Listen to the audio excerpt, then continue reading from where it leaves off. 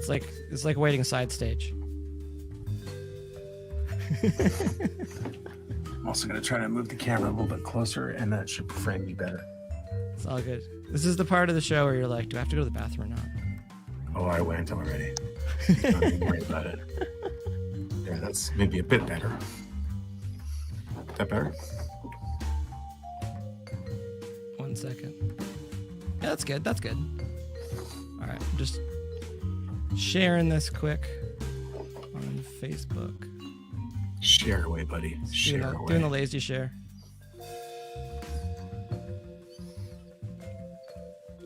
All right, you good? I'm good. All right. Hello, everybody. Welcome back to another episode of DearBands Live. I'm Mike Langford, your host. The podcast that explores the paths and stories of career-minded artists and music industry professionals. My guest tonight, award-winning and multi-platinum selling producer, mixer, and songwriter, Jeff Dalziel. That was my best intro. Jeff, how you doing? I'm fantastic, thanks. Sorry about the video and the audio. The world hates me tonight. It does. No, the world does not hate you. It's par for the course. I'm going old school. I'm going like 12-bit everything now. This is it. Lo-fi.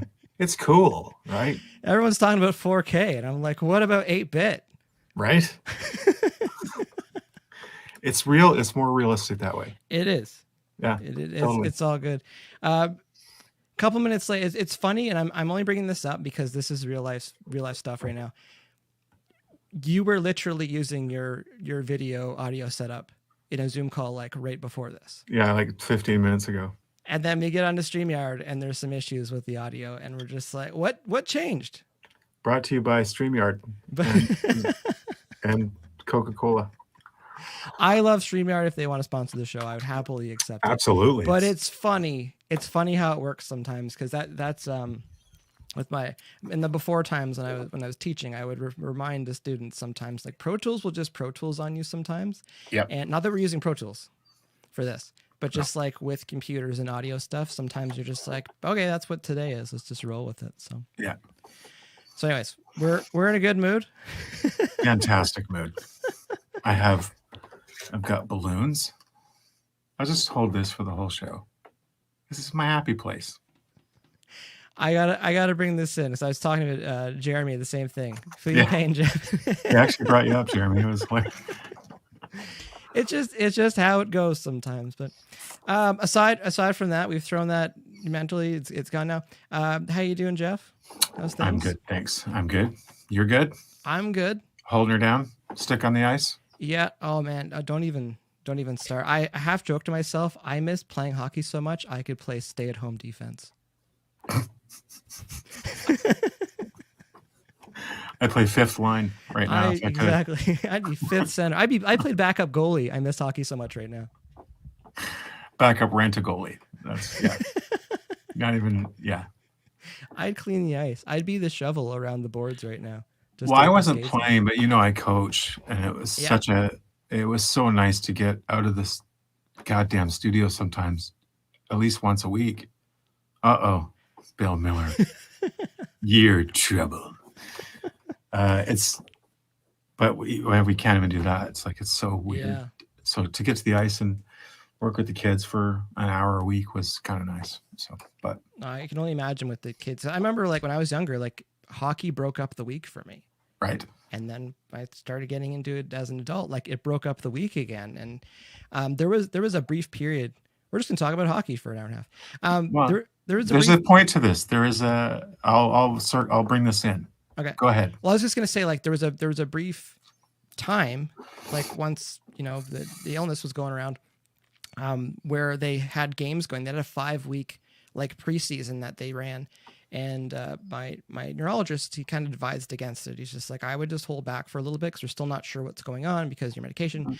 Right. And so watching people play and have fun and like post about it, I was like, okay, it's kind of sucks, but like I can only imagine for kids that kind of look forward to this so much, and it's just been like, yeah, Well, there's always road hockey.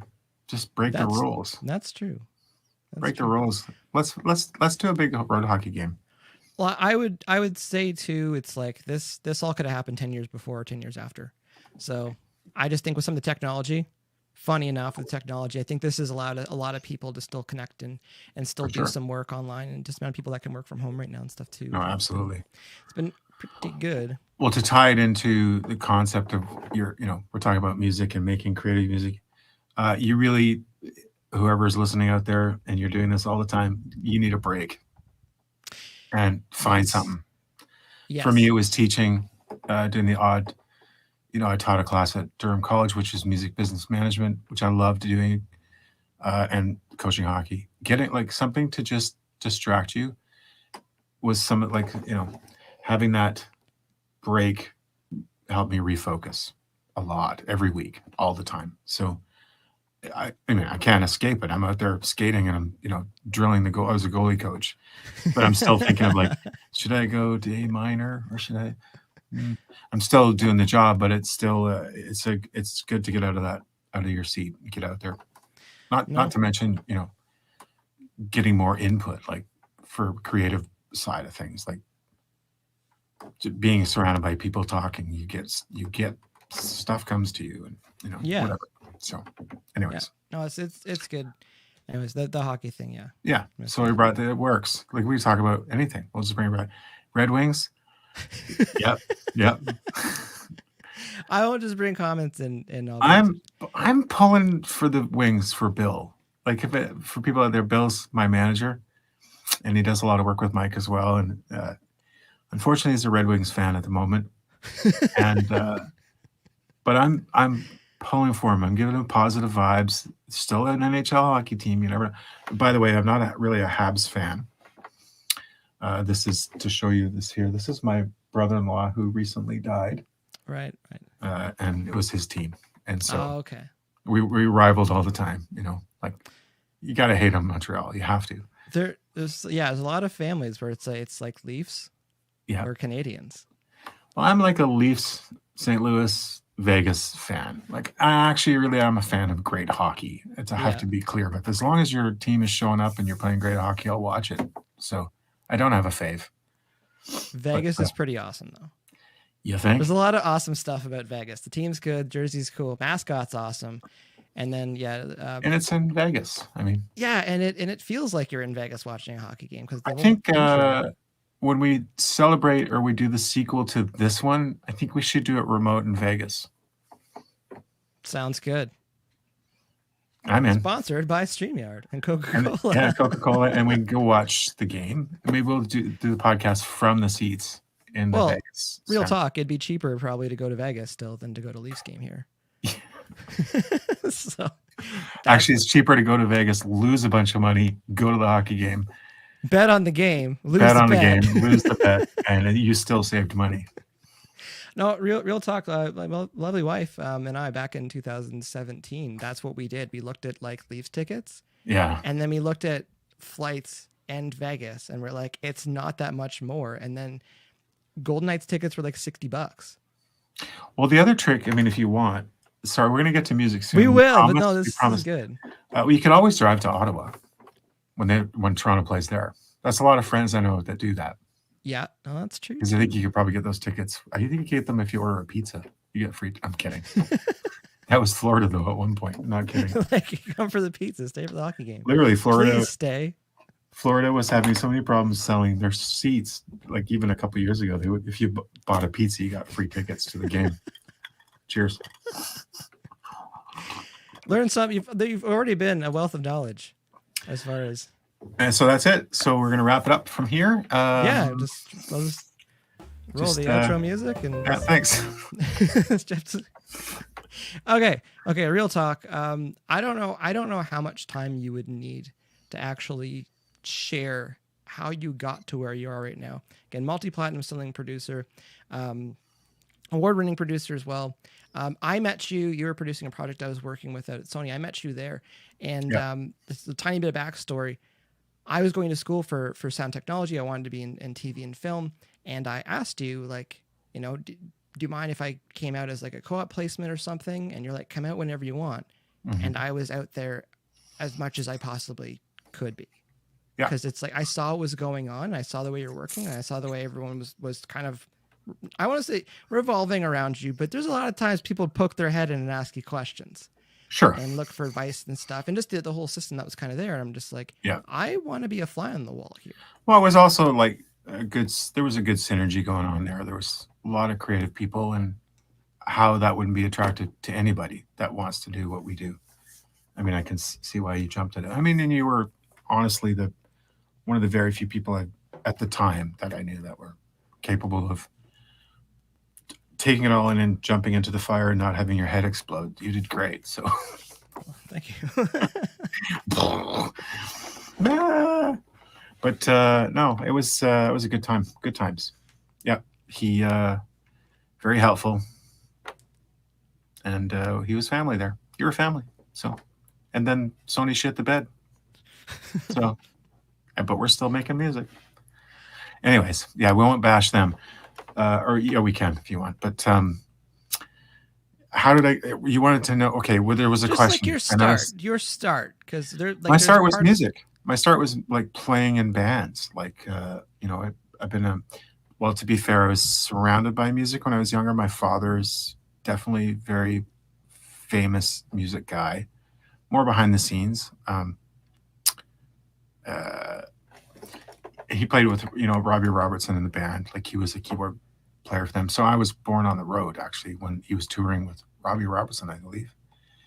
So, so I've been surrounded by music. So to be fair, it's, I got a leg up that way. I just didn't know it. So I was surrounded by a lot of great players, a lot of good people, instruments everywhere in the house. And so I'll try not to be too detailed, but everything was there: pianos, drums, you name it. My dad had also a management company. He was, repping some big bands in Canada at the time. So there was rehearsals going on, musicians. I learned some great stuff, and it was great. So I'd be downstairs playing drums making up songs, playing drums. It was really weird. And then I played piano and then guitar. And I'm not a master of drums. Technically is my main instrument, and piano, but I'm not a master of other instruments. I can play a lot of instruments, so that was just sort of there. And I got a bit better at those things, and just moving. It's just I was in bands. Let's iterate, like smoking a lot of drugs, drinking, and like any normal responsible musician when they were younger. So that led me into playing in cover bands. Then it started to turn into like a money making thing. So wedding bands, et cetera, et cetera. So it was great income. And at the same time, I was working. Later on, I ended up working at Long McQuaid. Actually, it was a different company before Long McQuaid bought it. So I was ahead of the curve on tech, for instance. I'm not sure if anybody would understand this, but when I was 12, I had a Fairlight in my living room, which is, if you know what that is, like I didn't even know at the time what that would be like. So there was maybe, this like Peter Gabriel's big stuff was done on the Fairlight. And what is that for listeners? Fairlight was the original. It's like original computer music system. It was all in one. So I had one in my living room because my father picked the actual keyboard for it. And if you want to do any research, just research Fairlight CMI, and you'll see some of the big records that were made on that. So it's kind of like the predecessor to all the technology we use today. So sampling. Oh, okay, yeah. Yeah. So by the time I was, when was I started managing keyboards at Long McQuaid? I just understood the technology before anybody did, but I didn't know that not everybody else understood it. So, and then my friend ended up working with me at Long McQuaid, who is now he was head of A&R at Universal. I think he's head of publishing still, or a bit of both. We worked together at Long McQuaid, and we ended up opening a company that would teach people how to use this gear that nobody really knew how to use. And so we started meeting people. I started meeting people in the film industry, and I'd show them, I'd design their rig, show up and lock up tape and do drums for a car chase, and they're like, "Oh, could you just come and do that here for us?" And by the time I was 20, I think I did about 200 plus movies, TV shows, and that was, technically it was technically driven from technology, knowing it, but I stayed because I was talented from the music side. So you got, tech is great no matter where you are in the tech game these days. You need to have talent. Like, you need to be able to shut it all off and still do something with your talent. So that's something I've had to teach a lot of people, artists and other producers throughout the day. It's like, the answer is not in the gear or the technology. It's got to come from here. And then these are just the tools to tie it into whatever. So trying to fast forward it. So they ended up, all that time I was still in a band. We ended up signing a record deal with CBS Records, which is pre-Sony. And just as we were finishing our record with Jack Richardson, who's a famous producer here, rest his soul, Sony bought CBS Records and literally got rid of everybody. And we lost our deal. Like everybody lost their deal. Sony became Sony Music Canada, which was a whole new thing, a new concept. And which is fine. I'm still doing movies and doing a lot of stuff. But again, it was all the organic relationships I'd made that eventually pulled me back into what became Sony. So I lost my record deal because of Sony, but then I got hired at Sony because of my technological background and understanding it and the talent. So, and then one day they were just like, "Well, can you just come and do that here?" And it was, and then you showed up. So, I mean, that's a very condensed version. So pause for 1 second. I know there's lots more. The record with Jack Richardson. Yep. So you watched that team work? Oh, fuck, it was awesome. Was that like for recording studio, like experience, was that like your first big one, you feel like, or have you still been around quite a bit? You know what? I'd say that was no, I mean, I'd done earlier stuff programming for people, kind of, because of the technological background I had, I would be asked to do things, but to be in a band and be produced by somebody, he was probably that was the first real experience. But I had worked at the studios we worked at. I'd done a lot of jobs, but because there was the movie TV guy going on so I was sort of like in all the major studios in Toronto at the time. I was there at some capacity. So, but recording as a band, it was the first time we'd ever had somebody take the helm for real. And just to see some of the tricks, like, it's so hard to explain to somebody without sounding like I'm, ancient, which I'm not. Technology grew so fucking fast. It was like I really tried to get it to, but when phase 1 closed, they had actually, the tech there had made a special box for Jack to do vocal comps. Prior to that, we had to cut tape. Tape doesn't matter. So we would record, like, it only had 8. I think it had 8 switches, like 8 little toggle switches. It was a box, and so 8 outputs of the tape would be routed through this box and then down to 1 channel. So it was like it's like comping a playlist if you're a producer out there. So basically it's manual. So you would have to go line by line and then comp down to another track and then do it all over again and then comp from those tracks. It was hours and hours of painful editing, but which makes me appreciate the tools we have now even more. But to explain it to people, like, why I'm bringing that up is I've heard people say there's a lot of buzzwords that people will use that it makes our job easier. The creation of music is never fucking easy. The tools we have make it faster for us to do it and a little less stressful and less time consuming, but doesn't make it easier.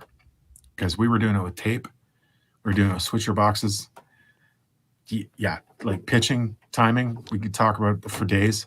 I used to, I was the sampler king, before anybody was using computers for music. I had 5 door-sized racks full of samplers that I could take off. This is how I knew the people. I could take off an entire vocal and then reperform it, like cut it into samples and reperform it across a keyboard lock to tape. And then I could tune a word if I had to. Like, I've been tuning vocals before anybody thought of auto-tune. Prior to that, we'd have to speed up and slow down tape and drop it onto tape. So the correction and the fixing of music it's not new. It's not fucking new at all. It's been there. And as you're saying, it's just the efficiency of some of the tools. Yeah. But if you don't know how to use the tools, auto-tune and Melodyne in the wrong hands doesn't make it better. It's like adding effects to something. It's like adding effects to something. You're just like, wow, I'm glad you added all this reverb to it. Now we can't take it off. Can I have the one without reverb on it? Great. So I can figure this out. No, it's one of those things. I remember I was at Wellesley Sound, the project I was working with, and hearing the guy that was mixing it. This is years ago. I would have been 17 at the time, and he was using, I can't remember the module, but it was an Alesis D5, I think. Yep. And he was using the kick and snare from it, and he was triggering off of it. And I'm just like, this sounds like every 90s record, like every 90s like alternative grunge record. And then I was like, oh, like that's how you do it. Like that's how you get that. You don't lean on the sample, but you definitely noticed it when it was gone. Sort of thing. Yeah. But yeah, you wouldn't know unless you saw behind the curtain. The technology, these are all just new versions of stuff we were doing anonymously, or however the term is. Anonymously? Yeah. No, and like analog versions of stuff. Oh yeah. Fixing your snare by flipping your snare upside down on a speaker and miking the snares just to get more strainer, stuff. Yeah. Like we did everything we possibly could to. We've been triggering drums to fix it. But anyways, without getting into the nitty gritty, it starts here, and that's it. I mean, I don't want to be an asshole and sound egotistical, but all this gear is great, but give me a 4-track cassette, I'll still murder some people. Well, the song can definitely still be there. That's what it is. It's about the song and performance, and that's it. One of the things I wanted to bring up, hearing that snare sample and how it was put in, yeah. I instantly thought about Smells Like Teen Spirit, and the fill is just a snare roll. And it's things like that where it's like and I have to believe that's the musician. That's Dave Grohl going, I'm going to do this because it's going to translate better the way it's going to get mixed. Because if it was some weird, buckets downstairs drum fill or something, or if it was just all whack, it wouldn't have the same impact as it did, knowing what it's going to sound like. And I feel like when we're tracking and we're we're getting the parts in, it's like we know in our head what we can get from it. Yeah. And I feel like sometimes that's where some of the battle is a little bit with some musicians, where you're just like, no, like play this because it'll translate better. Well, I'll say this. What I've learned, in little pieces is like if you're whatever you're doing, if it's not creating a moment, you shouldn't be doing it. Like you got to mean it. There's got to be something that's like wow factor as much as you possibly can. And sometimes you're right. It's not like it's like you can own a Ferrari and go around the corner 100 miles an hour. If you go around a corner 5 kilometers an hour, it's kind of cooler. So, and people will notice. So, a lot of the times it's just trying to roll back people's need for speed or need for flash. And sometimes that's the wrong thing to do. I think that's what you're kind of getting at. So like, I try to make everything speak the best it can. And sometimes the simpler is better. So. Yeah.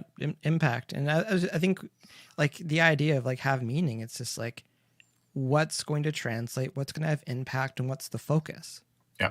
Because I think that's one of and maybe that's one of those things, especially like working with producers. And that was one of the things that I learned from you. It's like, you made it clear what the focus was in the song at that point in the song, and everyone else's job was to support it. Correct. And it's one of those things where if you got a band with 5 people in it, to tell 4 other people to let this happen, like let the singer do their part, and there's a part where there's a hole there, so like their bass can do something. Or I still remember even one of the drum beats, you're just like, there's a hi-hat accent here because there's a space. And I remember thinking like, really? And I'm like, I'm not gonna say no because you can just replay all my parts. But it's just like little things like that where you're just like, you hear it as it comes together as a whole, and it's like that producer mindset, constantly thinking that way. And I was just wondering, like, is that something from those Jack Richardson sessions where like you started to see how they're putting together, or is it something you just picked up like along the way? No, I think it was more because of the other side of my life, which was the film and television and playing, like seeing how that stuff works together. Because, one of the biggest lessons I learned in film was I got to make amazing music that doesn't distract the viewer.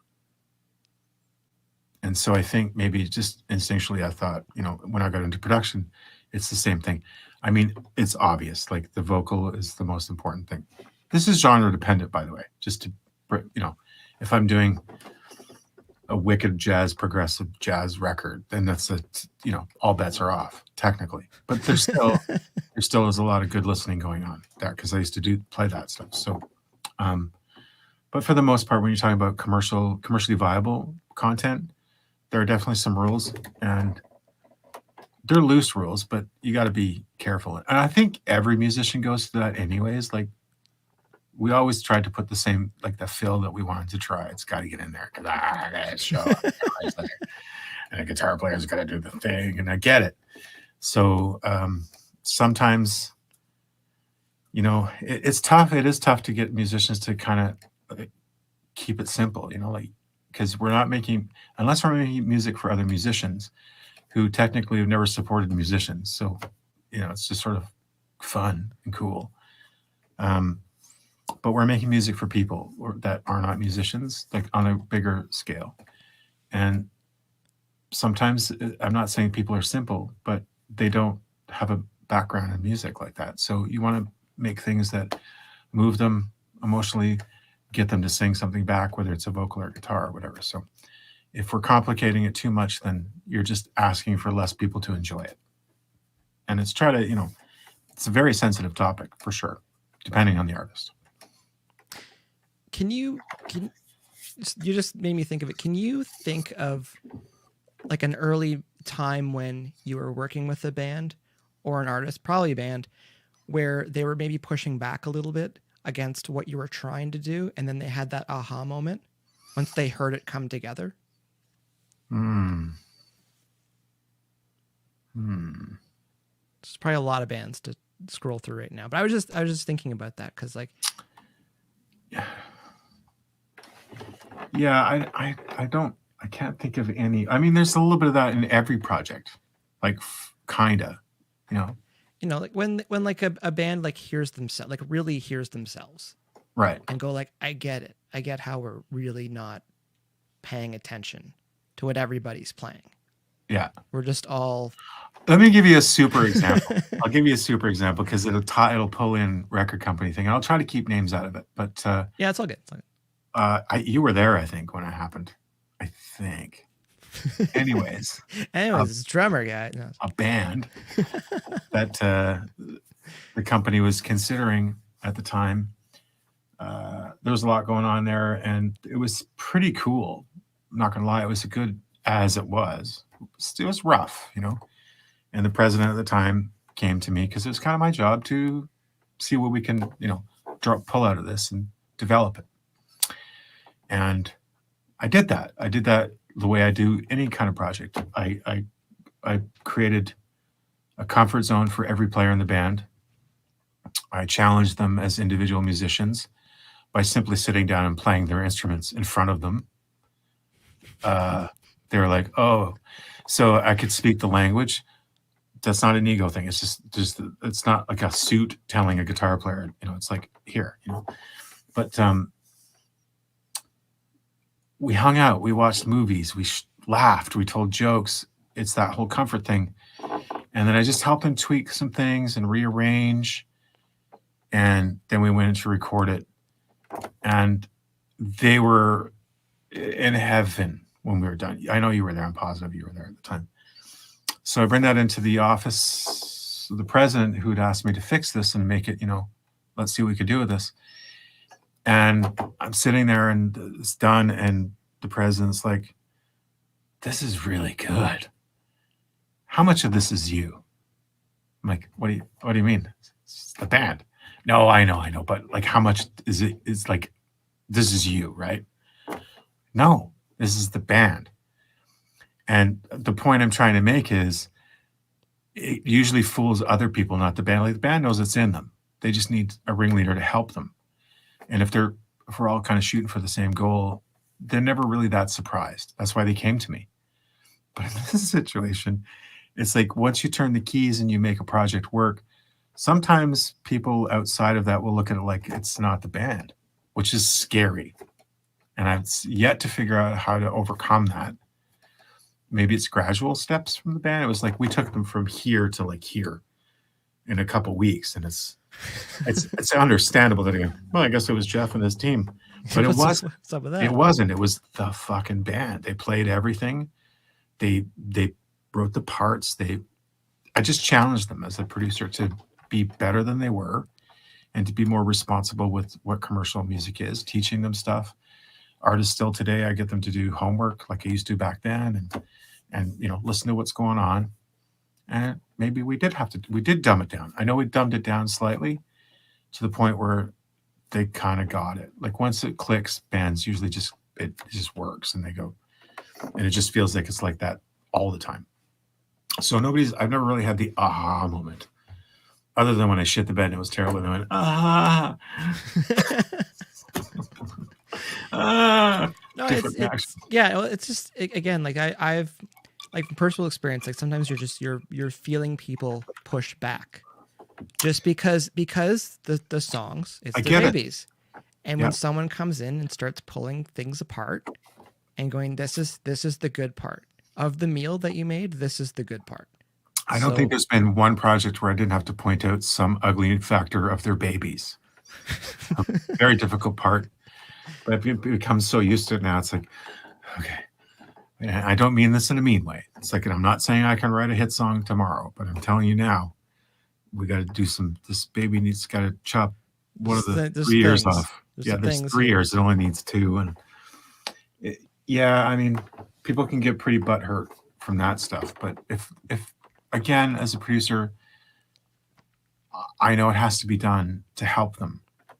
And so I'd rather take the time to, earn their trust so that they understand that we're on the same page, which I think a lot of producers, you hear the horror stories, I think they're just too quick to exact their will without explanation. And so sometimes I just have to keep repeating myself, I've said it before. I think you've heard me say it. It's like, yes, Mike, we'll put our hand on the stove. I'll do it with you. I've done it 1,000 times. See how much this hurts. Let's not do that anymore. Oh, okay. So that's really, I'm a product of 1,000 mistakes.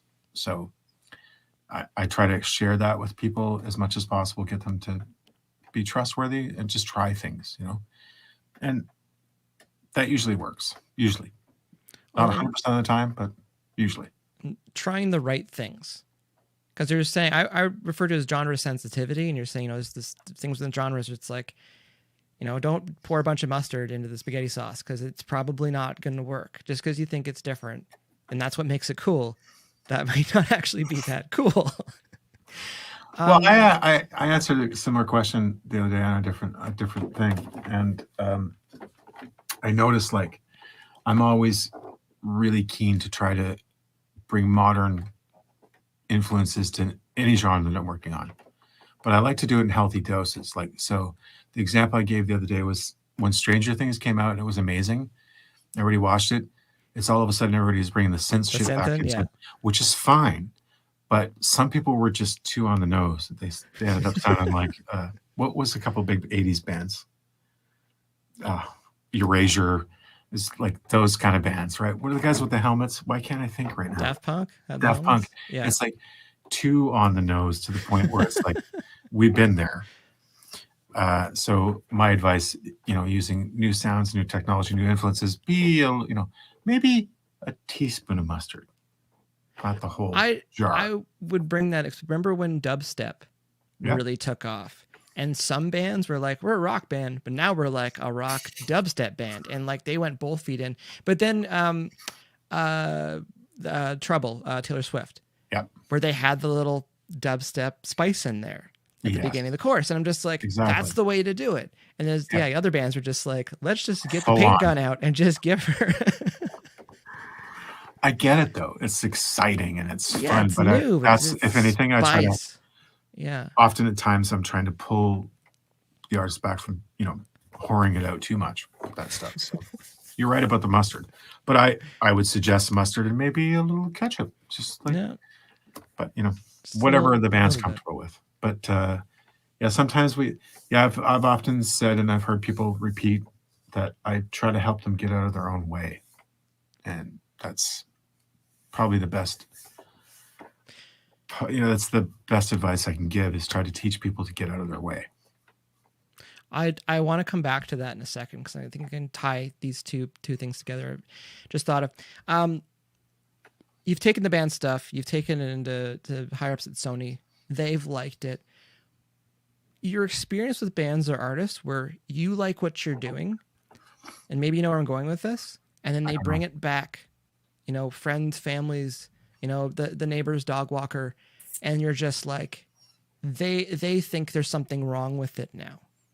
And they start planting that seed into the artist of their band's mind, where they're just like, oh, this isn't us anymore. This isn't cool anymore. But they liked it. And now there's outside forces. That happens. Yeah, for sure. I mean, let me get a better definition of what you're saying. So are you saying they're used to, like, because there's the whole demoitis thing that we throw around, which is, I'm at a point now when I'm working with people, I demand, I just want the vocal and an acoustic, because I don't get used to it, because it doesn't mean it's right. Your mom likes it, your girlfriend likes it, whatever the case, that's fine. So we do have, every producer's had to deal with that. They've lived with this song for 6 months, and I come along, can you make us famous? Yeah, we're gonna chop off that third ear, and we're gonna do this, and let's use less mustard, and then it's working, and then they step back and they see that it's altered, and then everybody that was supporting them to that point, or majority of those people, shit on it. Then you kind of expect them to have that reaction. I've had that several times, and sometimes we can push through and it's fine, because then bigger people respond and they go, this is fucking cool.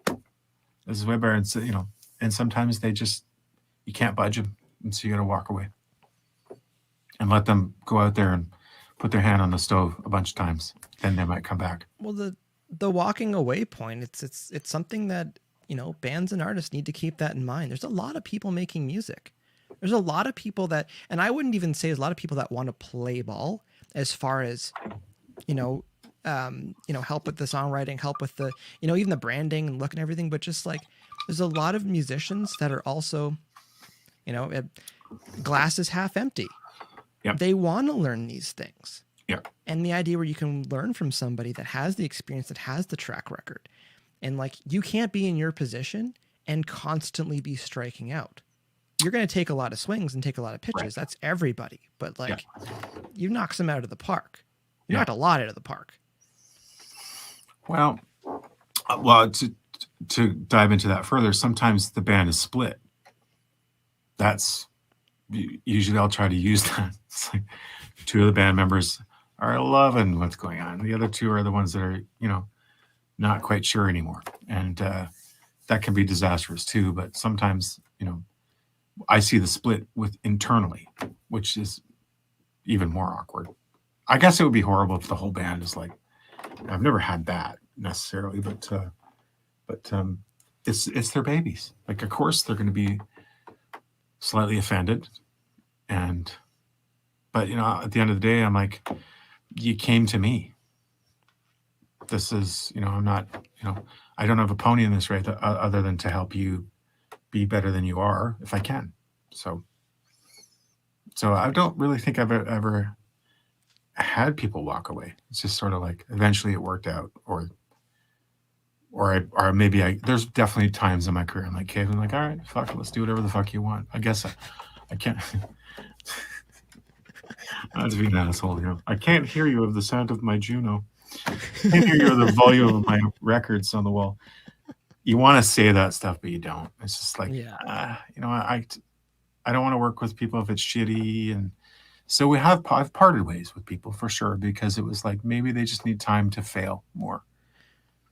Sometimes the vibe's not there. Yeah. Sure. And that's a thing too, is I think there's a bit of a dating and honeymoon period when you're working with people too. Cause like if everything's awesome all the time, that's the honeymoon period. And sure, as soon as you butt heads on something, it's like, it can definitely turn into a lot of friction, because everything was perfect. Well, the problem with it a lot of times is like your as a producer, sometimes your decision requires explanation. And I'm a fucking idiot. I don't know anything. I just know how it feels. And so there's no, like, it's like I'm plotting. It's like you've probably had those sessions where it's like you're going through kick drums and they're like, oh, no, I don't like that kick drum. I like to, would you shut up? I'm just listening to stuff. Relax. It's like I have to roll with it and make mistakes and just feel my way around the dark. And that's every project. Like, it has never stopped. And so when it gets to be like, I have to explain the path that I'm going to take. I don't even fucking know the path I'm going to take yet. We're doing this together. Let's kind of float into it and try things. I'm that, let's try everything first before we make decisions. And so sometimes people love that. Sometimes people are just so, they're going to drink Coke. They're never going to drink Pepsi. No, I think it's tough. And that's from my position watching you work, because I don't think I asked that many questions, because I was just watching you work. Unless there's something that happened several times, I'm just like, why were you making this decision? And sometimes the answer is just like, it sounds good. Because the speaker's mood good there. But you would put the time in to do some of that stuff. And I think for some artists or some people in bands, like, they don't understand how much time can go in. You can spend a 4-hour round trip doing groceries and then spend 15 minutes cooking. And it's like, that cooking, they think that's where all the magic is. And it's just like, no, there's a lot of other work that went into that. I'll listen to a fucking drum loop for 4 hours. You will. I just like, this is good. I don't know if this is good. I definitely take my time. And it is all about experimentation. I mean, experimentation within boundaries that are set not by us, depending on the genre you're in. Like, there is, and we can argue all we want, but whatever your genre is, you're going after, or subgenre, know it well, and then push the boundaries. And that's right. You're not going to go in there and, like a bull in a china shop, and change the whole concept of music. That's just crazy talk. But you can slowly move your borders. Yeah, I would go on the record to say, if you go on Craigslist or Kijiji and read musician ads that say that they're going to change the music, that's generally the mindset when you start to, because I want to do it. We did it too. Come on. Yeah, but it's just like you get past that, and you're just like, you know what? Like, there are some guidelines. I don't know to call them rules, but there's definitely some guidelines of just like, just get in the lines a little bit, and then you've got some wiggle room there. But to just go in and think you're just gonna change everything, and it's just like. Well, I always use the tennis court as the analogy. Right? Yeah. So I don't want to play up the middle, but I didn't make the tennis court, neither did you. That's just made by the population of the world and people and consumers. So there's the tennis court. You can play up the middle, or you can play outside the lines. If you're outside the lines, then you're just not part of the game. You get disqualified. But I like to play somewhere in the middle-ish, and then throw the odd ball out to the line and maybe slightly over and didn't get caught. Just try, yeah. I like to use as much of the chord as possible, and that's sound ideas, maybe different kind of arrangements, but there are still some rules. Again, that's how I approach things, and I try to get the artists, either it's a solo artist or a band, to be part of that, to create a color wheel that we can paint with that we're not usually painting with. And then, that we could put 4 people in the band put kazoo down. So let's just try a kazoo. We'll try it. Nope, we hate it. But nobody's going to go, why the fuck did you try the kazoo? So everything I produce, everything is predicated on me listening to the artist if they've done their homework, and I know what they want. I know what makes them tick as an artist. I know what they love. I know what they don't like to some degree. And we just, once that communication starts happening, I can't really fuck it up. And it's just, we're just playing and trying stuff, and usually it works. So, communication is definitely the key between teams making music. But, if you're gonna, I think I did an article for a Canadian musician. I talked about this a little bit. It's like, if you're going to create music for consumption, like commercial music, whatever genre, do your research and hire the right producer. So you're not asking questions. You're not questioning their, it's not authority. Like if you don't want me to completely try to help you, like, why the fuck did you call me? You just get an engineer to make you sound better. You just get somebody that really knows how to record well and go record it. And there you go. But if you do your research, you love, and they've got some success, they might not even be super successful yet, but they fucking sound awesome, and you love what they've done with the band or the artist, and get to know them, work on that. And then it's ultimately you're on the same. You have to be a team. You have to understand each other, know sort of the outcome of what you want, but there's no direct path there. But you'll get to amazing music a lot quicker if you trust the team you've hired. So if you don't trust the team, don't fucking hire them. It's not, I'm not going to take my Porsche to a guy who just fixes Pintos. It's like, come up to Santa, or make sure you're doing this right. That's what it feels like sometimes. No, that's the thing. It's the trust.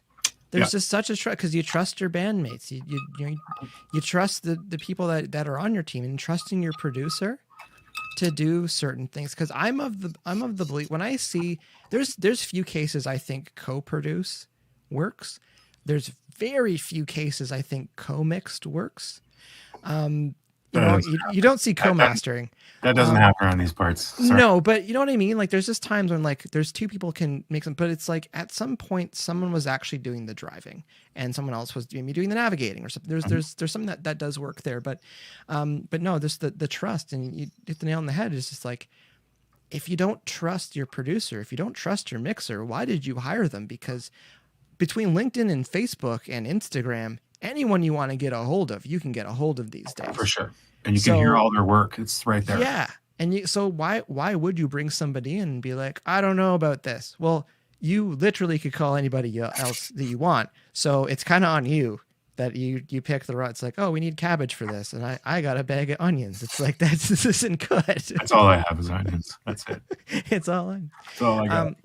So I think that's good advice. It's really good advice. It's like, if you, and one of the things we've talked about too, it's like, just let's hand turn for a second. It's not like you're locking in with your label in a full record these days. Like, majority of artists are going in for a single, maybe 3 songs. Maybe. See how it goes, even just a writing session. Yeah. See if you can capture some magic, or just to see how that goes. Yeah. You know what? I think a lot of it has to do with, in movies, I have to believe that some of this is the fuel. Like in every movie or TV show, we're fucking sleazebags. Like, we're the greasy womanizing. Am I wrong? No, just like, I think it's sort of like, this is the stigma that, like, we're pieces of shit, and we shouldn't be trusted, and we're whatever, and we're just whores for the label. And it couldn't be. Well, I'm sure there's some of those people, but for the most part, that's, I don't know. It's like Disney making Arab people the bad people all the time. It's like, what are you doing? It's like, it's the same thing. So inevitably, I've actually had situations where people were afraid to leave their younger artist with, not necessarily me, but other producers, And I get it. It's like some people have kind of really, a couple bad apples might have spoiled the bunch, but I think that distrust is something that's in every artist for some reason. Because if you don't know what I mean, it's like if you try to do contract work and try to negotiate, it's like they think we're trying to steal their child. It's like, no, we just want to be remunerated for what we're doing properly. And I'm not sleazy. I just care about how the speakers move. So I just wanted to throw that in there because I'm right. Like if you watch these shows, it's like, what? That's not what?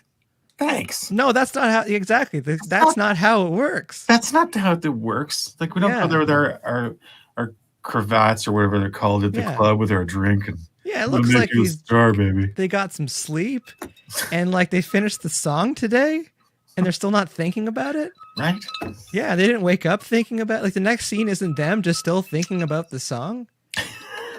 It's like, no, it's not right at all. Maybe I should change the snare for the 10th time. Yeah. Anyways, I just want to throw that in there. Probably means nothing to the people listening. Sorry to give you that. No, it's still it's again, this is fly on the wall advice stuff and like how it actually goes. And it's one of the things too, it's like when people want to get into production and stuff like that, I'm just like, there's a lot of not glamorous stuff about it. And another thing. Yeah, the other thing too is I'm one of those.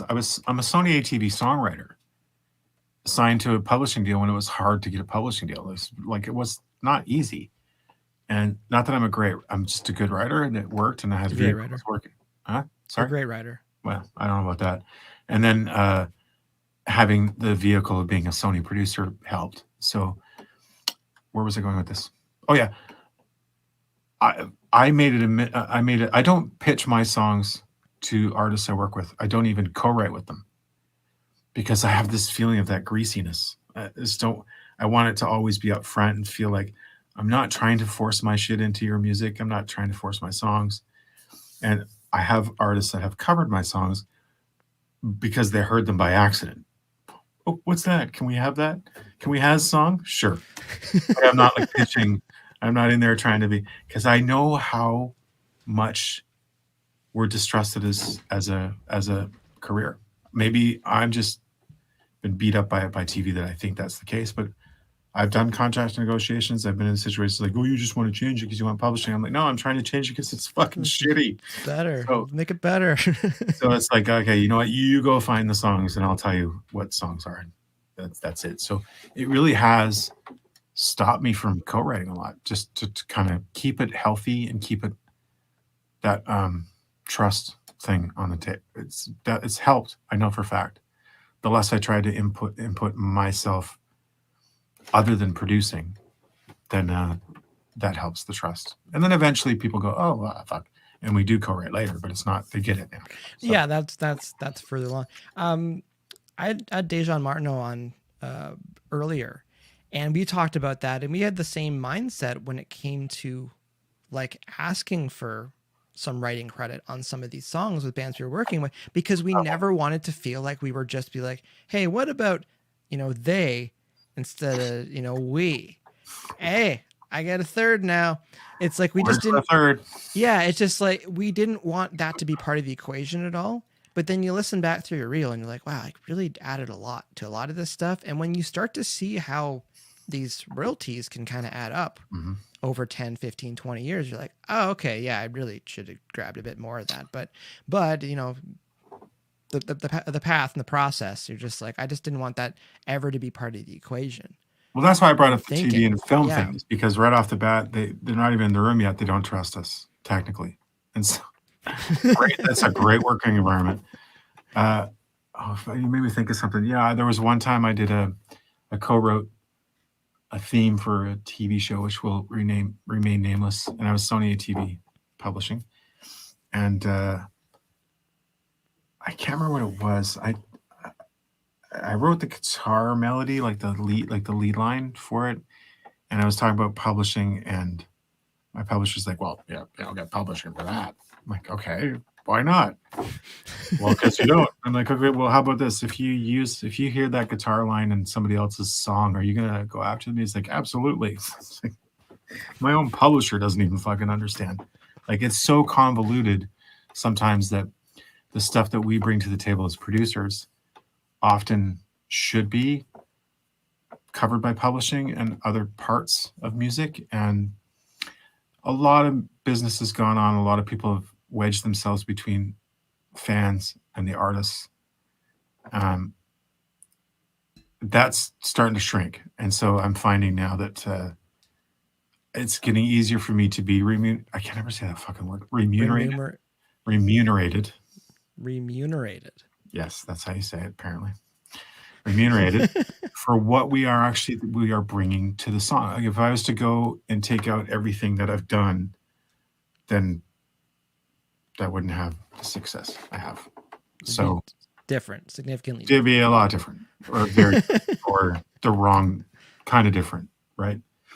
I'm not going to say I'm the guy that's developing sound for people, but I'm helping artists develop their sound, which is a totally different thing. I don't go into any project going, I think it should sound like this and this and this. Is like, it's like I'm listening and figuring out what they like and what hasn't worked for them. So I'm plucking out what hasn't worked and putting in newer things to kind of rebuild the robot. So I don't even know what the fuck I'm talking about right now. Where do we start? Segue. Nicole says hi. Hi, Nicole. This is sponsored by, not sponsored by Coca-Cola. Coca-Cola and StreamYard. Nicola's favorite. This another segue. Going from that, talking about bands, songwriting. Whether you acknowledge it or not, my time spent with you, watching you work, watching songwriting sessions, the value you put on the actual songwriting. And it sounds stupid when you think about it, but the value of the actual songwriting. And you mentioned it earlier, the idea, it's like, give me an acoustic guitar, brackets, or piano, and the vocal, and like, that's how the song goes. Mm-hmm. What are some constant mistakes you hear, or just ways you can constantly or consistently make songs stronger? Things that you hear often where you're just like, why are we still doing this with our demo, with the songwriting? So things advice you could pass along to writers. I've actually said out loud, and it comes across really evil. It's like, this song would be really good if you spent as much time writing the song as you did producing it. That's what it feels like sometimes. Like, everybody's rushing to that to make it sound. I mean, you never make us. So spending too much time in the box and too much time in the computer on it. Or starting with the box. Like, I've actually had. Yeah, that too. I've had, not fights, but I've had disagreements in situations where, like, can we just get up a beat? I'm like, no, let's write the fucking song. I'm not even turning my computer on. Let's write a song. Well, no, I need a beat. Well, then you're not a songwriter. Sorry, write me a song. So I've had that standoff thing. That's why I don't do writers' camps, because I just can't. It's like, if I don't write much anymore. So you start with the hook, start with the chorus, start with the seed somebody has. I'm constantly throwing, like, I could go to I'm using my phone here for the camera. Yeah. I've got song ideas 1, song ideas 2, 3, and all my notepads, and it's like parts, and usually chorus ideas, and that's whatever comes to me, and I do Franken song stuff later, or throw it in the pile for writing. But it's always got to. For me, it's always the chorus. When I was younger, that was not the case. It was like, let's check out this guitar riff, and it turned into, let's add some kind of vocals on it. Not that doesn't work sometimes. There's some big bands that have done that. But I just find a lot of stuff has gone to the stage of demo and recording when there's a lot of problems. For me, the whole concept of co-writing is, I love, and I promote that as much as possible. However, the downfall of that is I've had to help people pick singles to follow up success, right? And so it's inevitable that if any song usually given to me, there's at least one part in that song I want to punch in its face, right? So it's like, oh my God, I love this and I love that. What the fuck? Oh, that's my favorite part. Well, now it's like, there's potentially 3 people that wrote that song. I can't take something out and just fix it without the approval, and I'm getting fights with writers sometimes because you got a better idea? No, it's fucking fine the way it is. Okay, next song. And I got to find something. So I've actually had to go, all right, next song, because some major things have to change in there, but there's some great things. And so what I try to get my artists to do is like, just put your little ideas down, and then we'll play Franken's song later, because you probably got some great ideas that maybe you thought that was a chorus, but it's a great verse. And you probably thought that was a chorus, but it's a great pre-chorus. And that chorus is amazing. Let's try it. See, that's letting the universe write through you and get some great ideas. But I've been in so many co-writes, it's like everybody wants to rush to get the song done. And I'm like, what? The chorus is still trying to get its bags packed. It's like, Nicole can chime in on that one. She's been through that. She learned. I think she taught me the trick. Is like, you know what? Just let it go. And then when it's all done and everybody's celebrating, yeah, can we go back and look at that chorus again? And man, people hate us when we do that, but it's important. So we've learned to just, when we're writing, to just let it be what it is and take note. And then it's just my opinion at the end of the day. It's like, well, we could probably fix it. Okay. And then it gets better. I've had that happen more than not. Just kind of, Nicole's chiming in here. Yeah, she knows what I'm talking about. Oh, yeah. It's there too. Pete. But the idea, like overseeing some writers' camps and stuff, overseeing some writers' camps that you've been at, and when you hear people into the production phase of their demo, and when you still see other people still sitting around with an acoustic guitar working on their chorus, and it's been 3 or 4 hours, I feel like working on that chorus is the sharpening of the axe if you're chopping down the tree. And it's like, when it's good and sharp, and it's really not going to get that much sharper no matter how much more work you're putting into it. Or sometimes, it's maybe just not a great axe to begin with. The easiest production 100% of the time. The easiest productions I've ever had, the song was fucking amazing before I even touched it. It's great just songs, don't mess it up. Great songs kind of produce themselves, especially with the band, because they play. They are. I can focus on, Mike, that's not a very good fill. Stop that. Be better here. Put that accent here. Do this. Then I can focus on the parts. Details, yeah. If I have to fucking work on fixing your songs, not that I'm not going to, but I will, but it just slows the process down. So sometimes it's better to just keep writing and get as much material as you can and then go from there. So a lot of people are too in a hurry to get something out now. That scares me, because thank God nobody heard version 1 of me. Oh my God. We wouldn't be having this. I wouldn't have any of what's going on. But, because everybody at the time would have loved it. They're my friends. They're not going to go back to what you talked about earlier. I didn't have any pushback until we tried to start shopping it, and record companies like, no, it sucks. It's like, it doesn't suck. And then we just get this attitude, and we go back, and we just kept retooling. And then one day we got a record deal. And so I can look back and go, well, I had that whole filter process of people that kind of knew better than I did, from their success or their track record. Little bits and pieces, we got better at what we did, and then eventually it paid off.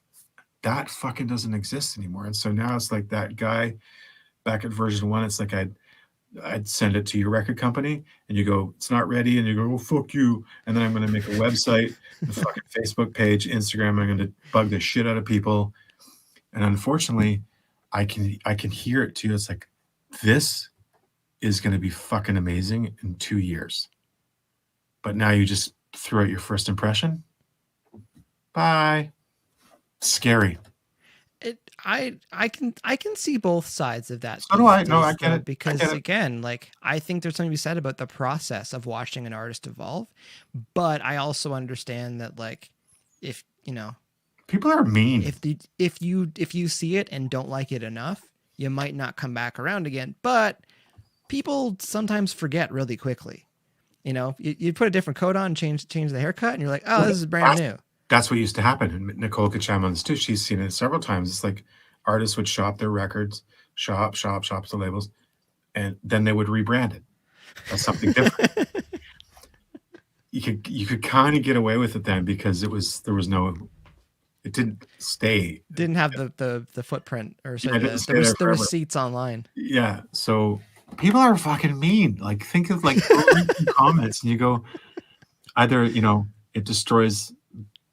I've had artists in here cry because of bad comments. It's just terrible. And so, when we're trying to do something creative and somebody's trying to become something, I don't think I would have been able. I don't know if I had the wherewithal to weather through that kind of negativity back then. I don't know how I would have reacted. I can only think about it now. It's like you just read this stuff and it's like, yeah, I can listen to your music too, and like you think it's amazing, but what's the saying we say? I could eat a bowl of alphabets and shit out better lyrics. And your guitars are out of tune, your drums are out of time. I can hear that. Unfortunately, let the rest of the world hear that. They just don't know how to describe it. They just doesn't feel like it belongs yet. But had they come to Mike Langford and he'd like, okay, this is how we're doing this. I'm going to help you tighten it up. It's like, then it's a better representation of what you actually really were, but you've been challenged to make it be better. And then it goes out and you get a better first impression and half the negativity. You're bringing up some of my thoughts earlier on in my career, because I used to get really peeved that I would lose some mix gigs because I would tune their vocals and time their drums, because to me it sounded better. Because to me, and this is one of the things too, I want to bring it back to a lot of the stuff we are talking for bands and artists. We're talking about commercially viable music. Correct. And understanding there's certain guidelines, there's certain expectations on the music when people are listening to it. And there are certain groups that feel like those imperfections are what make the music good. Like that's the charm in it. And it's just like, yes and no. Because there's times when like a vocal might be a little bit pitchy, but do you not think maybe they left that in there? Because the rest of it's in tune.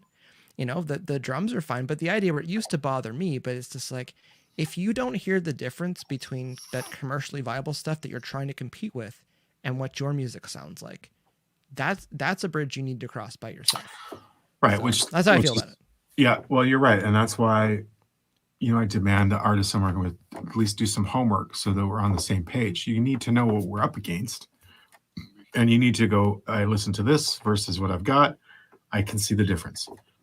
I put them through boot camp and I say, like, hopefully in 3 months, you're going to be able to listen to what you thought was amazing and you're going to tell me what was wrong with it. I try to,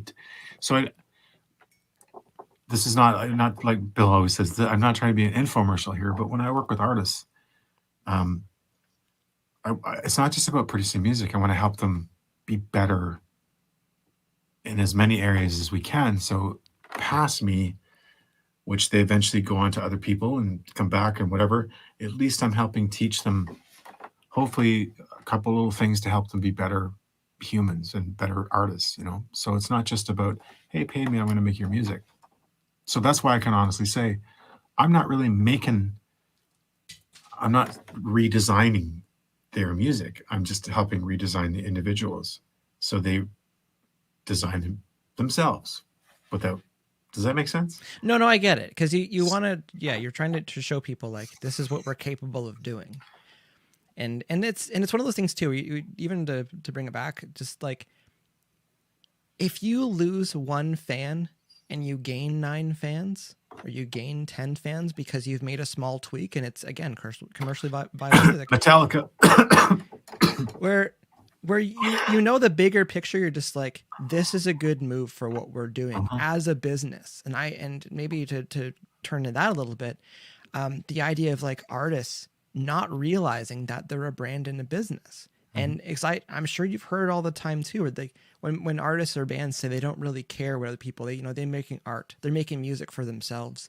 And it's like a lot of stars have to align, no pun intended. But it's just like a lot of things have to come together to capture that kind of magic where it really didn't matter what you were making and everybody loved it. But it's like, I just feel like you need to know what your audience is actually looking for. For sure. And you also need to constantly expand your integrity bubble. Like, it's very tough to get that through people's minds sometimes. It's like looking outside things, appreciate. again, I'm repeating myself often, but it's like, oh shit, what was I going to say? I challenge, like, okay, look, you're going to make a death metal record, or you're going to make a pop record, you're going to make a country record, you're going to make a hip hop record. The process of creating from seed and thought to moving speakers is 100% identical. The process is the process. If you are stuck in a genre that you want to do, you've often heard people say that fucking stuff sucks, hip hop sucks. It's like, no, it doesn't. You need to, as an artist, remember the process of creating, and if you can just respect that, then you can stomach listening to it for a while, and you might find something in there that you appreciate, and you can take in and create new music. And so I think that's one way I get artists to go. I've had artists that are people that are like, they're metal guys, and they're like, I kind of actually like that Taylor Swift song. I understand it now. It's like, that's good. Doesn't mean I want to make it to like Taylor Swift, but maybe it's a keyboard thing. Maybe it's a guitar sound. Maybe it's a vocal treatment or a kick drum.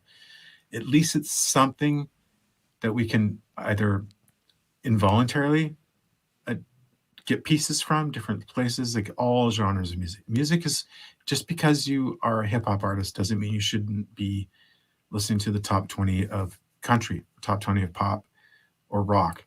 It's still like, if you take all the production away, it's still a lyric, it's still a melody. Yeah. And if you don't start seeing the similarities, like, you're maybe not ready. So that's no, that's something I've had pretty deep conversations about with, like, when you hear stuff that's at the, the top of the food chain that's doing really well, top of the charts. It's when you listen to it, you can appreciate high level production, high level lyrics, high level vocal performances. I've had people in the past make comments to some of the shows that I've wanted to go to, but I'm just like, yeah, I'll go see Steely Dan because the production, like, it's gonna be awesome musicianship. Like, it's an A grade show. It's like someone that wants to go see, go see Slipknot, and then also wants to go see Kanye, and also wants to go see Blink-182. It's like, those are all AAA shows.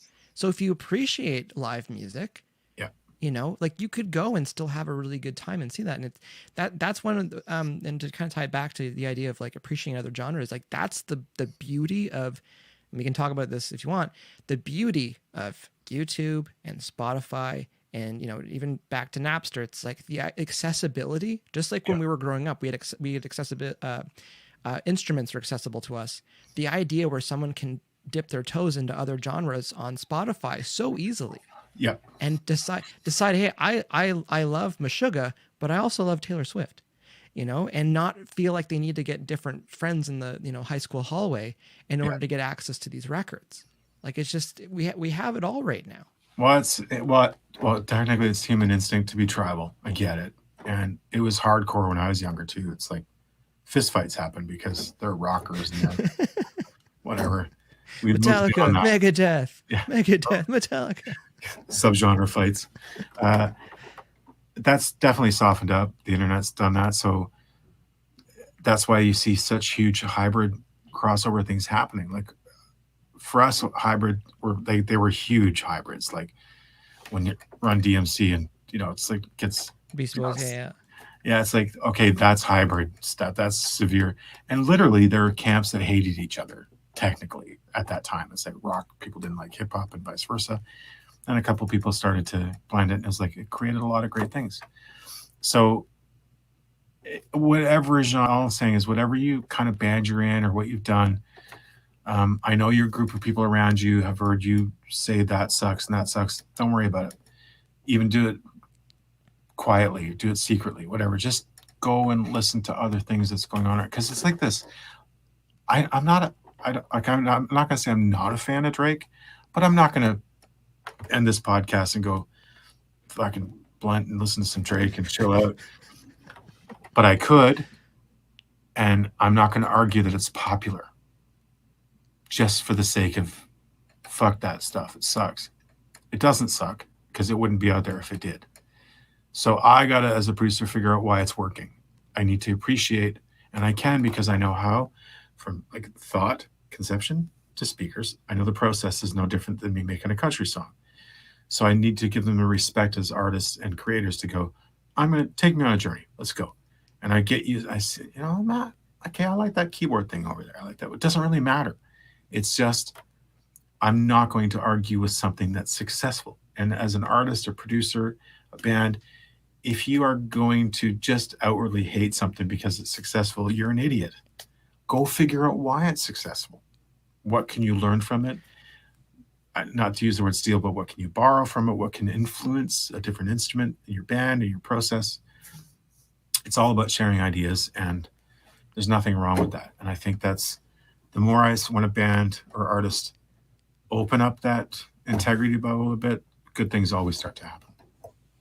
I think you hit on the head there. It's like it if it's doing really well, it doesn't suck, because there's people that would argue. Also, I want to take a second here. This is our first angry face emoji response on Facebook. Whoever put the angry face in there, put it in the chat what you're angry about. I'm curious. But the idea was, I want to know why. I'm curious. But the idea when people argue like something sucks, and they'll argue like, oh, it just has money behind it. Do you know when you know that it's not just about putting money behind it? Because money can get exposure. Money can help the reach of something. But if it still sucks, you're not going to sell the tickets. You're not going to sell the brand and the merch and all these things. It's like bringing it up with Drake. It's like the OVO Fest. It's like, if he sucked that bad, it would have been crickets there. It would have been more Firefest than OVO. It's just like it wouldn't have worked out. And so that's my argument. There's lots of things that don't have money behind it that do really well because they find their audience. And there's things that do have money behind it that finds their audience. But if it's really not good, again, I mean, the model of any major record company historically has been, I'll just use rounded numbers, smaller ones. They sign 10 bands, hoping 2 of them work. And then one of them maybe stays around like long enough to be the cash cow. Yeah. So it's like, and then to fund the next round. But yeah, it's just I for a lot, there's a lot of rock fans that listen and watch this, and it's just like Nickelback sucks, and it's like no they don't. And also like I finally got a chance to see them. They had a residency in Vegas. We were there a couple of years ago, and they're like, let's go see Nickelback. Did you lose any money in Vegas? No, I was up like $81. Nice. Blackjack. Still couldn't afford a Maple Leafs ticket. Go on. No, I didn't afford it. No, I my mini story with that, because there was Dead Set, and there was a pizza place. We're at the Hard Rock Hotel, and there was a pizza place, and there was like dollar blackjack machines, and I like those because you can play more hands quickly. We went in, got pizza. I walked out with a $20 bill. I made $5, cashed out, and I just paid for my meal. And everyone, I'm like, I'm quitting there because it looked awesome. Because it like came out, played it. Well, you're right about the Nickelback thing. I brought that up the other day too in another podcast. It's like you can't go outside and throw a rock without hitting somebody that says Nickelback sucks. It's like, why is that? Is it another human stain that we got to deal with? It's like that 40 million records. What do they sell? Millions and millions. Yeah, they're horrible. It doesn't work like that. It worked because it was good. It was good. It is good. They're good songs, and to bring it back around, it's just like you can sit down with an acoustic guitar or a piano and play the song. And go like, yeah. I get it. When anything does well, I never piss on it. You can't, because I know how fucking hard it is to get that success, and you don't get that success unless you turn on at least certain size of demographic that goes, yes. Does country music suck? For some people. But it doesn't, because there's people that like it. So there's nothing wrong. It's still music. I'm playing chords and I'm singing sounds. So I put a dobro or it's still a great song, or it's not. There's still a song in there. Yeah, exactly. Yeah. So. No, that's sorry. I want to bring this up. It's Jessica Laws and Nickelback are amazing live. Because I remember there's one of the Junos, they were opening up and people were crapping all over them, saying like, why is Nickelback playing? And I was just like, just wait. They will shut everybody up. And they opened the show, and it's just like everyone that wanted to crap on them was just like, well, that was freaking awesome. Man, if I was a UFC fighter, the song I'm coming in is the side of a bullet. That's what I'm coming out with. That's a Nickelback song. No, it's cool. It's fun. And that's the thing. Like, even if you say you hated a band like Kiss, it's like, if you were to go watch the show and be like, no, don't be bitching on my kisses. Sorry. I'm not. I'm just saying, just people who would just see like the makeup and the costumes, but it's like if you go to the show, you'd have to work really hard to not have fun. Right. And this is coming from someone who's really good at not having fun. Yeah. So the idea of fun. Fun. The idea is just like all these AAA shows are. Here's some fun, Mike. Balloons. I will shameless plug again because it's my show. 10th Machine was supposed to play Rock USA last summer, and Steel Panther was on the bill on our day, and Insane Clown Posse and Slipknot. But I was kind of freaking out a little bit, like fanboy style, being like, this is my opportunity to go see Insane Clown Posse. Because like there's going to be like juggalos there and stuff. Like this is going to be a thing, and I can go there safely and see what's going on. I can be side stage, right? You know, I could see Violent J and Shaggy Two Dope side stage. But that didn't happen. No, it didn't happen. Sorry, buddy. Because life. But it's one of those things where it's like that's a AAA act, and the amount of people that would not understand how big ICP is, like how much money they generate, and people would be like, oh, they suck. It's like, well, no, it's a brand, and it's working. They found their audience, and you know, it's just, I love seeing acts. I love being able to kind of, and again, you're just saying with the songs in general too, it's just like the process is the same. Yeah. How they get those songs that hit song aside, but the songs that react with their market. For sure. And maybe you don't understand it because you're not their market. That's always the case. It's like old people. Oh, these kids' music today, I don't understand it. You know. Like we laugh at them. This is not for you. That's okay. It's not for you, Nana. You don't like Slipknot. Sorry, Nana. Whatever. No, I get it. I'm always blown away by, you know, when you see you know something's popular, but then you actually see how popular it is. You just go, sweet Jesus. In any genre, it's capable of doing it. Any genre. I do always make the joke about my death metal kazoo ensemble. You know, I know you and I can make a record right now. There's got to be 500,000 people on this planet that go, that's pretty I'm into that. That'd be pretty cool. I'd stream that. It's art. We can have some fun. You know, but if we're going for certain demographic, then you should at least know your enemy. And you should know your enemy. Oh, fuck, you know, I should have said this earlier. Hopefully people didn't miss it. It's like they'll rewatch it. Yeah, it's like for me, if it's country, if they're like somebody comes to me and they want it to sound like Brett Kissel, I'm like, well, there's a Brett Kissel already. Yeah, it's like I could just call Brett to see if he wants to maybe try. Hey, Brett, does this sound like you? Yeah. I want to make a Brett Kissel. Do you want this song, Brett? So I try to inspire artists to know where they're the lane they want to exist in, but how to make it uniquely viable. Like, so that when people hear it go, this is cool, but they're not freaked out by it. Like I said about the two on the nose. It's like, yeah, like I could have taken those 80s synth stuff and put it in a country song just slightly, and people would go, oh, that's kind of cool. Kind of cool, yeah. But if I made it sound like Daft Punk with a banjo, it'd be like, nah, I'm out. So that sounds like, yeah. Yeah. So you do need to take if you want a larger demographic or larger audience, you need to be responsible and understand pop culture and how it's influencing music and how you can, you know, cross-pollinate some stuff and invite people in. Like, people want to find things and enjoy it. So if a kid doesn't like hip hop, make them like hip hop. Figure out how to make them like it. That's usually the key. You know, if you don't like country, make them like some of the artists I've worked with. I'm sure I'm not the only one, but you know, they always, the Nice Horse Band, they tell me all the time, people go, you know, I don't really like country, but I like you guys because they're doing it different.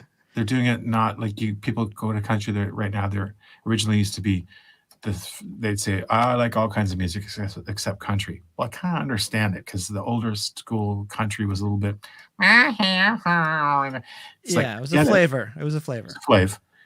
But now, you know, when you listen, it's like country sucks. Well, it's different.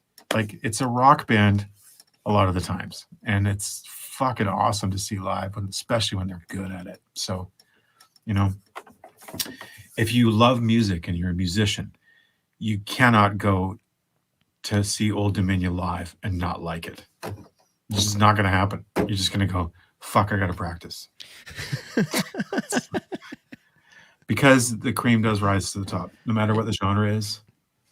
It really does. It absolutely does. Yeah. Go ahead. Go ahead. No, go ahead. Go ahead. No, I was just going to take a drink of. Okay, while you're taking a moment to mention our non-official sponsor today, Coca-Cola and StreamYard. I just put a lot of disclaimers on this. I've had you almost an hour and a half. You got a little bit longer? There's one more. Hey, listen, I'm not going anywhere. You know, we talked for another hour. We would talk for another hour and a half after, anyways. I got more Coke. I'm good. Okay. I grew up. I saw our transition from cassette tapes. I remember the little bit of vinyl, cassette tapes, CDs. I remember Napster. I remember being out at Sony while things were changing over. You know, MySpace was huge for bands. You had Good Charlotte on there. You had Hollywood Undead on there. I saw this transition. Going back, knowing what we know now, was Lars right with his views on Napster and views on the value of music and, you know, a lot of the toothpaste coming out of the tube at that point? Okay, look, I'm old and tired. Refresh my memory because I can't remember entirely what it stands for. Lars was thinking people were stealing music from Napster, and he wanted to send the lawyers out to try to put the toothpaste back in the tube. But there was just there was nothing that really could be done at that point if the labels weren't going to clamp down on everything because there. Okay, well, I understand it, the knee-jerk reaction. I totally get it. As a creator, I totally get it. You know I can go download a movie right now, and it's like, maybe I'll get busted and be like, well, you know how much money I've lost because people stole my music? Fuck you. You get that attitude. I get it. Yeah. But it's very easy to become a Luddite. And I think there just wasn't enough information at the time. I think if he knew what he knew what he knows now, he might have reacted a bit different. He might have leaned towards accepting it because there's commerce there. So at the time, he's literally fighting for the label. He wasn't fighting for his band because he's not making the money. The label was. So it's the technology has brought us to the point where not anti-label, by the way, and I'm not pro DIY. No, pro team. Pro team. I'm pro speakers moving. Yeah. And to be remunerated for it accordingly, properly. I guess at the time he was right and he was wrong. He was both. Because we didn't know what it meant. We didn't know what was out there. And it was pretty fucking scary. And a lot of people chose to put their head in the sand and just avoid it, which is what the demise of the Sony at that time, that was their demise, is thinking it's just a little thing, it'll go away. It'll go away. It didn't fucking go away. So, Nicole, if she's still there, she'll back me up on this. You mentioned MySpace. I think Nicole, the couple singles, one of the singles for sure we did was consistently showing up in the top 10 on MySpace. They started a chart. And so you'd go there and you'd see Green Day, you'd see Korn, then Scratching Post or Minx at the time. Nicole, was it Scratching Post or Minx? If you're still there, can't remember. I remember. And I'm trying to show our publisher and the company, like, look at this. And they're like, it's just a little website, it'll go away. And of course, then it got bigger and bigger, and they kind of kept staying in there. And then all of a sudden, My Chemical Romance blows up. Then Coldplay does their exclusive release through. It's like, this little MySpace. MySpace was what Facebook, became basically. Yeah.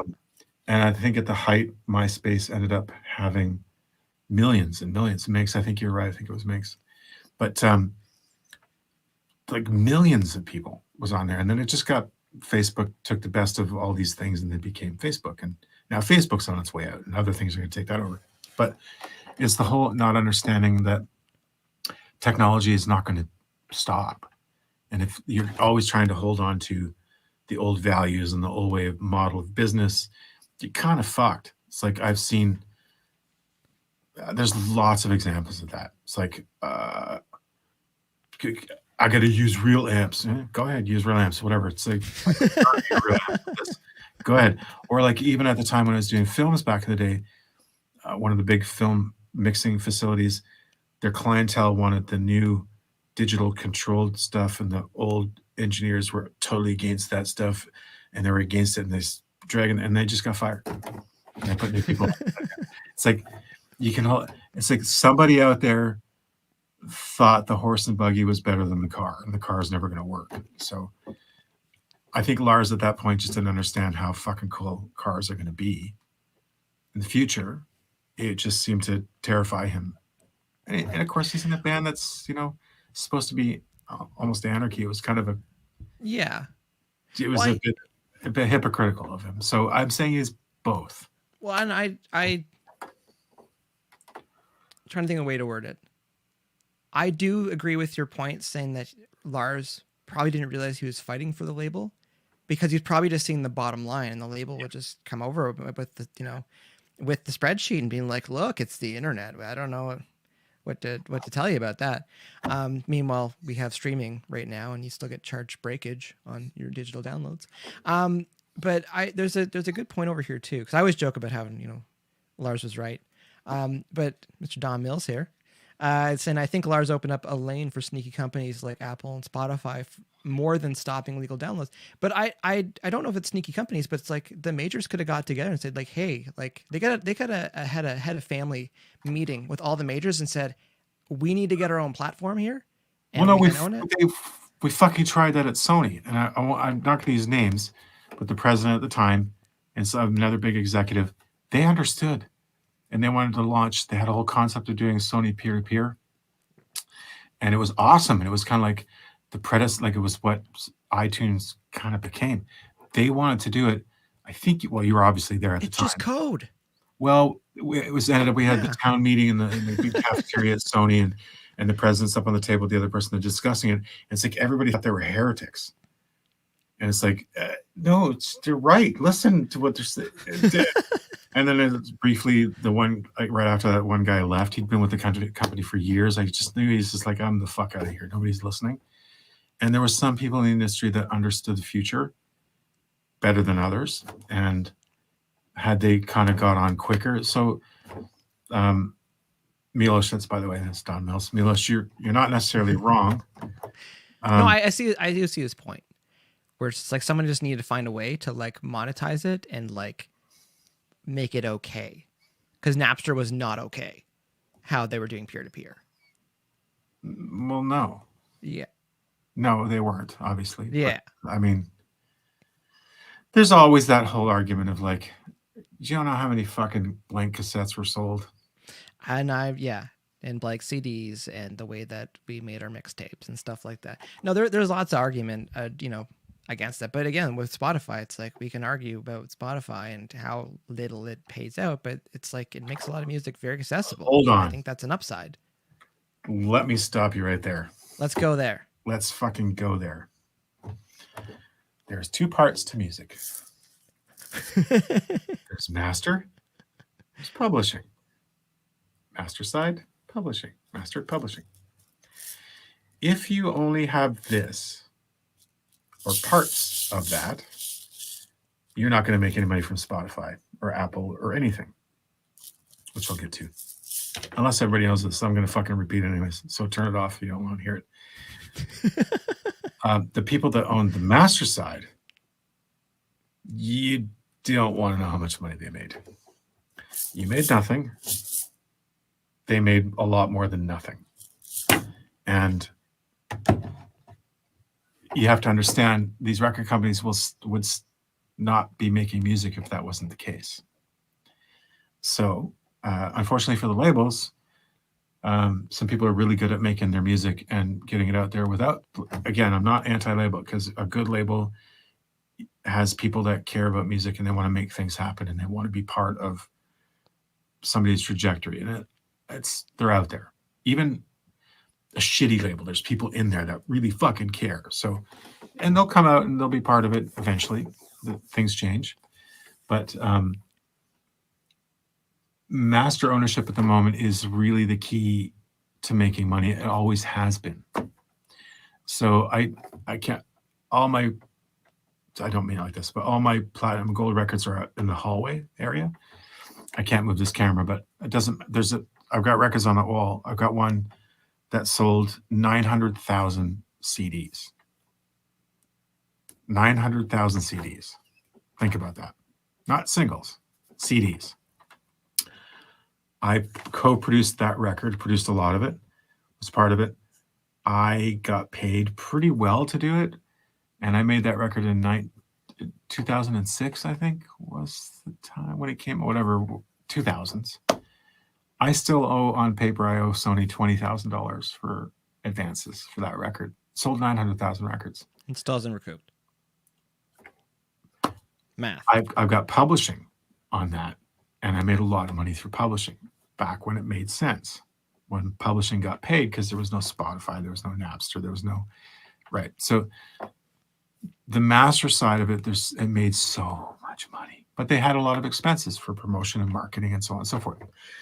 But if you had co-writes on the record that did those kind of numbers, even platinum, like 100,000 units, if you had publishing when it was guarded and protected. So again, there's two parts: publishing, master side. Back in the day, if I co-wrote the song and I own part of the master, which I didn't because the record company had always owned that part because they paid for it. Whoever owns the master is who paid for it, or whatever deal you agreed. Publishing, who wrote the songs. And if you have a publishing deal, they get a piece of that too, a different company. The problem is, and I'm sure I'm explaining it to people that already know, but for those who might not, I'm going to say it. I'll try to sum it up. Publishing and being remunerated for your publishing was based on copyright law in this country, copyright law in the US, and all the different bodies around the world.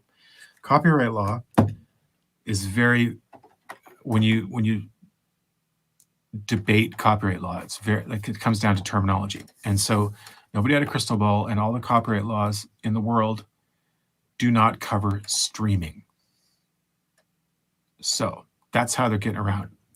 If I'm going to TV and film and putting a song in, two parts of the music: publishing, master. So if Mike Langford wants to use my song in his movie, if he pays the master owner $100, he has to pay these people $100. In Spotify, they pay these people, but they don't pay these people. So even if you made this, you're still not making the lion's share. Whoever paid for this and owns it is making the lion's share.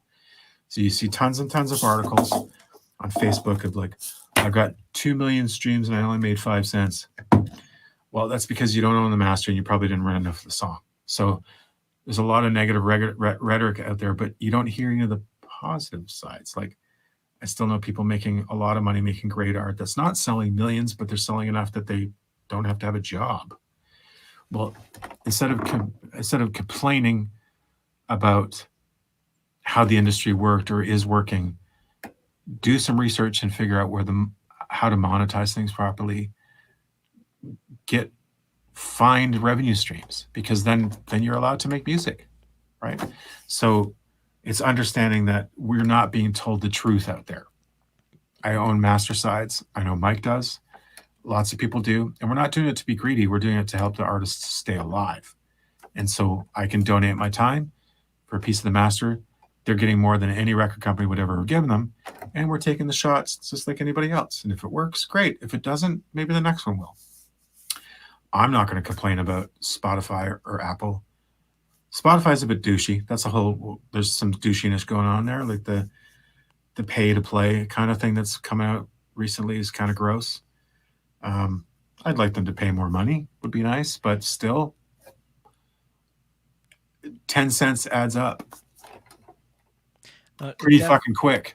So definitely does. I just wanted to chime in here with Don Mills against it. Yes, Jeff, that's kind of what I was getting at. They constructed this business model that caters to the master owners, which is in most cases the label. Thank you for explaining that eloquently. I've failed, LOL. No, but you're also one of the best producers in Canada right there. Go check him out, guys. Sick producer. Literally sick.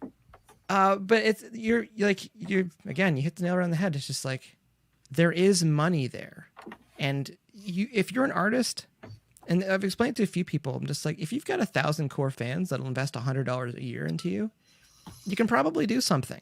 Oh yeah. But it's these outside forces with a lot of musicians and artists. It's like, well, if you're not making $300,000, why even bother? And it's like, is it not okay to like find a way where you can find that balance of a living wage making music that should snowball next year to increase your income? Yeah. If you, because of the technology, you can have some pretty good success, bigger than what the indies used to have when we were indie bands, for sure, because it's a bigger world. We can reach a larger portion of the world at any given time. For us, independent used to be, hopefully we get a rack job done at HMV or whatever it was at the time. Sam the Record Man, literally Sam the Record Man. Can I get on the indie shelf? It was tough. Yeah. We put the CDs and they sold out. We'll get more. It's not like we're fucking selling to the world now. So you can make a pretty decent living as an indie band. So that's why I said I'm not anti-label, because if you want, need a fucking label, because then it's just too much to deal with. Like, think of how hard it is just to do your Instagrams and your Facebooks and your sites and whatever you're doing to kind of fill in the gaps because you don't have that team. Now imagine you'll need that team, but when you have to go to the next thing, you need 5 of each of those people. Like, it just gets so crazy that without a team like that, it's very, very difficult to get out there. Like, there's rare examples of Billie Eilish. Like, but she kept at it and kept at it and kept at it. But really, a lot of people knew who that was before it went, poof. It was big, but not big like now big. That big, yeah. Yeah. So there is a point where there's a threshold where you do need to have good representation. So whether it's a smaller label that has got a good staff or a major label, the question that you're going to get into is, what are you giving up for that service? And you need to be responsible. So yeah, if you were making 100% of the masters of the band and the record label wants 80% of it, don't go, oh, fuck you. Find out what they're going to do for that 80%, because that could turn your 20% into more than you'd ever would have made if you'd had 100%. It can. It's all, you're asking a business to help you with your business. They're not going to do it for free. Figure it out. Yeah, no, they're going to make sure that they can, again, your brand, your product. It's a dirty word, but it's just like they want to make sure they can sell that and they can increase it. One of the things too that I heard and I do agree with it. The idea of anyone you bring onto your team, anyone that's worth their weight in salt, especially when it comes to labels, they'll help you do 5 or 10 times as much as you could do on your own. Correct. And that's when you really start to think about it. And you're like, how much can you accomplish? Say you got 4 people in a band, how much can you accomplish by yourselves? And imagine if you had the power, times 5 or times 10, you have the power of 20 people or 40 people, because there's only 24 hours in a day. And we do need to spend some of it sleeping, believe it or not, and eating. And it's like, to bring it back to that record, it was 900,000 units. I remember staff at Sony still there at 9 o'clock at night, making a couple more phone calls just because they loved it. And they really worked the shit out of it. It's like they were done at 5, but they stayed because they were part of a team and it worked. Still work to do. Yeah. There's always work to be done. So, yeah. I mean, don't discount a team. It doesn't have to be a major label. It could be a really reputable or small startup label that they're in it for the right reasons. Just, you negotiate properly and just understand, like, you're not going to work for free. Well, you're a musician, you might, but you know what I'm saying? But it's an investment. We invest a lot in what we're doing, but no, I think to bring it back, like wanted to talk about the streaming things. I know some of the artists that you've worked with, they've had great success. And the idea is like, they might not be super huge, but they've found their markets. They found their fan base. Mm-hmm. And when they start, and again, when they have a lot more control over the ownership of the things that they're doing, it's like we're probably closer to 8 billion people on the planet right now. If you can't find your 1,000, if you can't find your 2,000 that'll invest $50 a year, it's just like, it's just math. Yeah. It's just like, get out there, like figure some of that stuff out. So I don't have a problem with the money that comes in from streaming. And that was one of the things, like when I started with Dead Set, and like I had more, with Dead Set Society, I had more kind of fingers in the pot with like how the business actually worked. I've been armchairing a lot of stuff. I've been playing in bands, but like to really get into the nitty gritty of the business side and the spreadsheets and seeing how money was coming in and seeing where money's actually made. It's just like people complaining. And I loved chiming in on threads, and they'd be like, you know, again, as you're saying, crapping on, oh, I got 5 cents for, you know, my streams. And I'm like, well, I know that 2.2 million streams was 10,000 US. And they're like, well, it's still not a lot of money. I'm just like, yeah, it is. Yeah, but the thing is if you get 22 million, that's 100,000. You know, and like that's the way I started thinking about it. It's like you're not that far off, and then when you start if you do the first figure 10 times. That's what I told the students one time. I said, you know, how do you get to 2.2 million? And I'm just like, well, you could write 10 songs that get 220,000. And it was like, oh yeah, it makes sense. That sounds way more doable. It's like, yeah. And if you're an artist for 5 or 10 years, like, not saying that the number is always going to be the same. And yes, they did go down last year because of how the math works in Spotify's end, but it's like build it. It's a snowball, you know, as far as like an artist putting their stuff together and getting their music out, and just, you're saying, just like the value of owning the masters and the value of like being able to create this. And well, you mentioned something about I kind of took a shot at them too, but Spotify to me is like, I kind of look at them like Facebook right now. Kind of still there, but kind of maybe on its way out. Maybe even Apple someday, because Apple, you know, is changing. Their mandate's changing. So maybe Amazon Music is the one that takes over at the end. Who fucking cares? My job is to make speakers move. Yeah. And that's your job as the artist. And we'll try to monetize it the best we can with what we have now. To sit back and point at it and go, that's the problem. No, the problem is your shitty fucking music, and nobody wants it. So let's start there, because it's a product. You can't ever get out there feeling entitled, like people are going to, they should love it. We don't know, man. I've sat on stuff and I go, this is going to be fucking awesome. It's like, wah, wah, wah. I'm like, yeah, this is pretty good. And it goes, poof. It's like, you never know. You just got to keep taking the shots. You got to take the shots and make it work. And we have to work within the confines that we have now. If it's Spotify, then what are you going to do? Start another. Okay, if you don't like it that much, go fucking start your own. Start your own music platform. No, and that's my half jerk response to some of that stuff. Is it just code? It's just code. Go into GitHub, go get the code, and go build your own.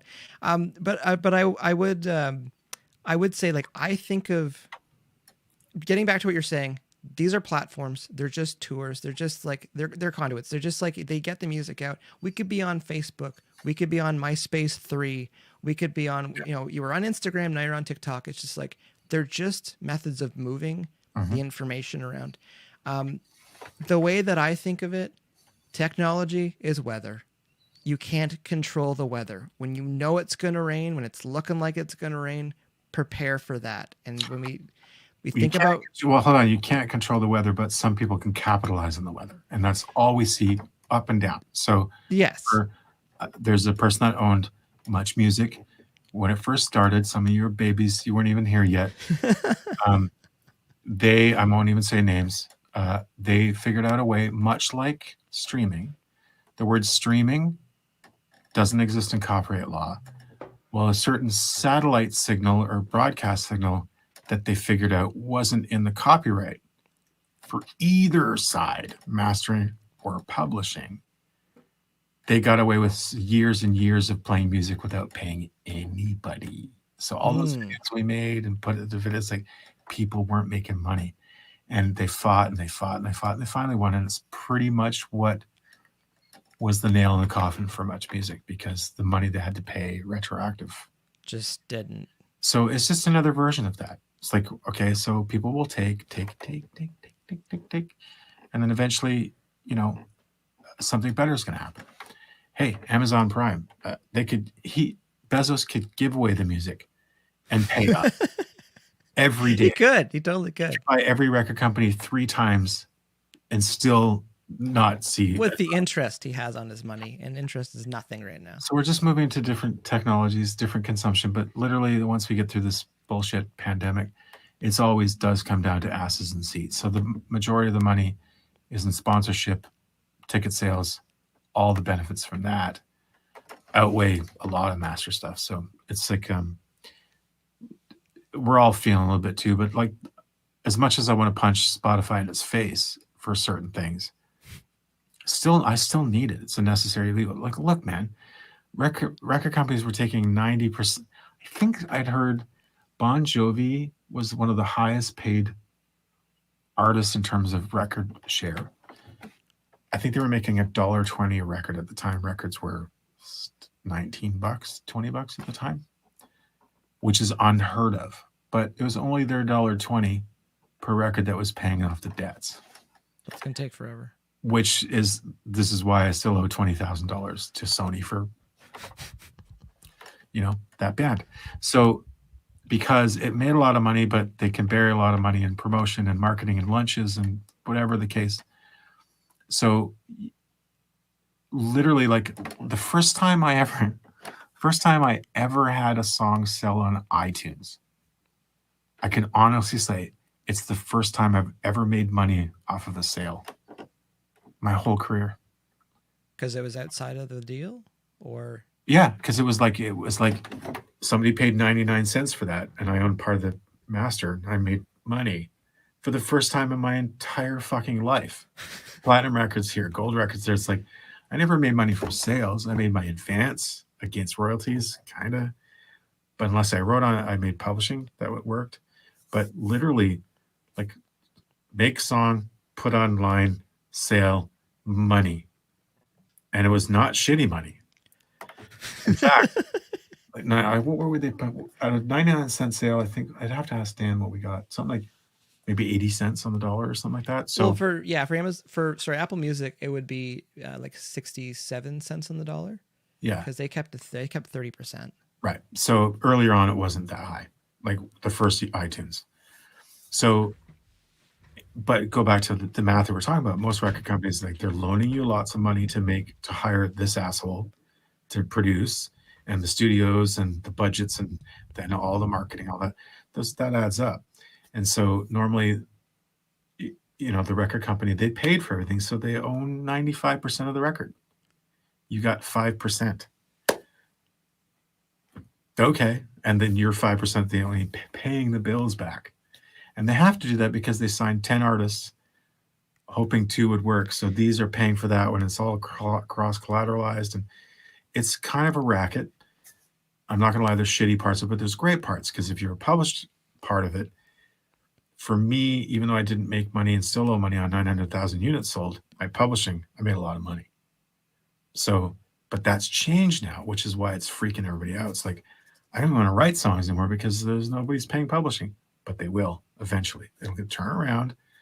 They're already lobbying it. I think the UK Parliament in the UK has overturned the copyright law. They're readjusting. They're fixing it. We'll see what happens. Maybe Canada will fall next, and then the US. And I know Congress is talking about it. Not now. They're talking about coups and busy and stuff. Guns. Still has the old tenant. They're still dealing with some stuff. Moves. Yeah, are they gonna get the security deposit back? Anyways, so but when copyright law changes, much like it did for much music and other services around the world that kind of did the same shit, then it's payback time. Might be a bit of a thing. Unless a new thing comes that replaces the old thing, which could have been a thing, and now it's not a thing. Yeah, like Spotify might be out of business.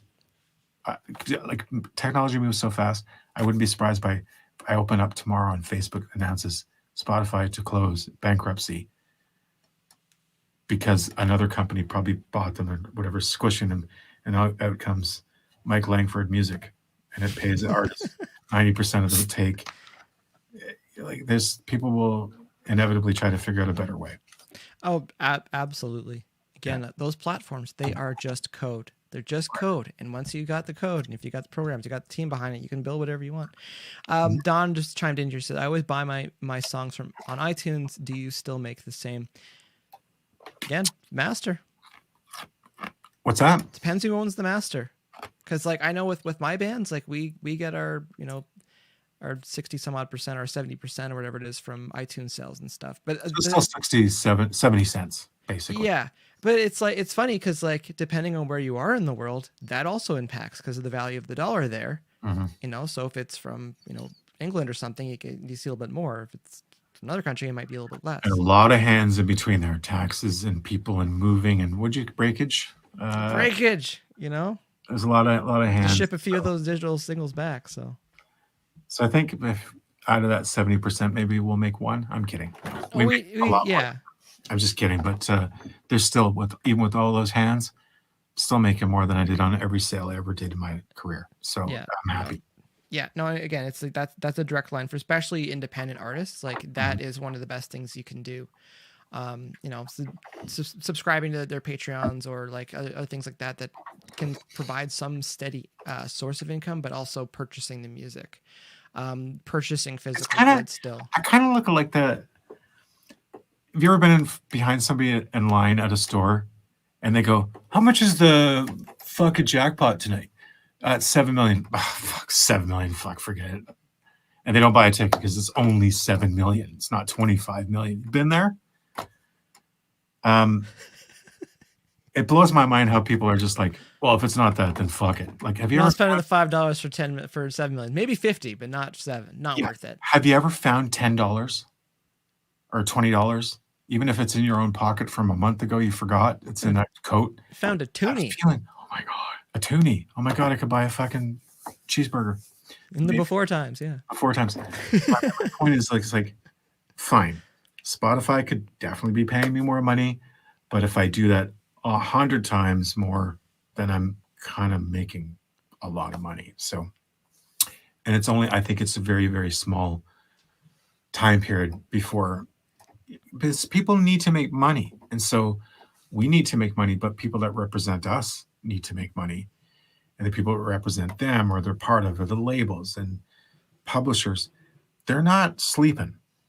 They're gearing up for war. Like I already know that. So, because they need to make money. And if they're not making money, they're pissed off. And we're talking about companies that Prince had to change his fucking name. Think about that. If they have a problem with Spotify or any of those companies, they made a human being change his name. He had to. That's how powerful they are. So give it time. Once these people are tired of getting fucked over, which they are already, change is coming. So why care about algorithms and what's going on? Your job is to make speakers move. Make the fucking speakers move, and good things will come. Somehow, eventually, look, you could be a band and you got something cool and you get some followers. You go play a show, you sell 10 hats and 5 t-shirts. You've just accomplished more than most people will in their entire lives. Not to bash, normal citizens. For musicians trying to do stuff, for That's sure. what I mean. It's tough. It's tough to make money. Yeah. And once you cross that line and you see how money gets made, you're just like, okay, I'm starting to understand this. And you keep doing these push-ups and it's going to come. So, yeah. Next question, if you have any. I've had you close to 2 hours. Yeah. I've had you close to it. I'm at a point right now where I'm already thinking about some stuff I want to talk about on another podcast. Whatever you want. Last question I'll ask you before we can start wrapping this stuff up. Who do you think wins the cup this year?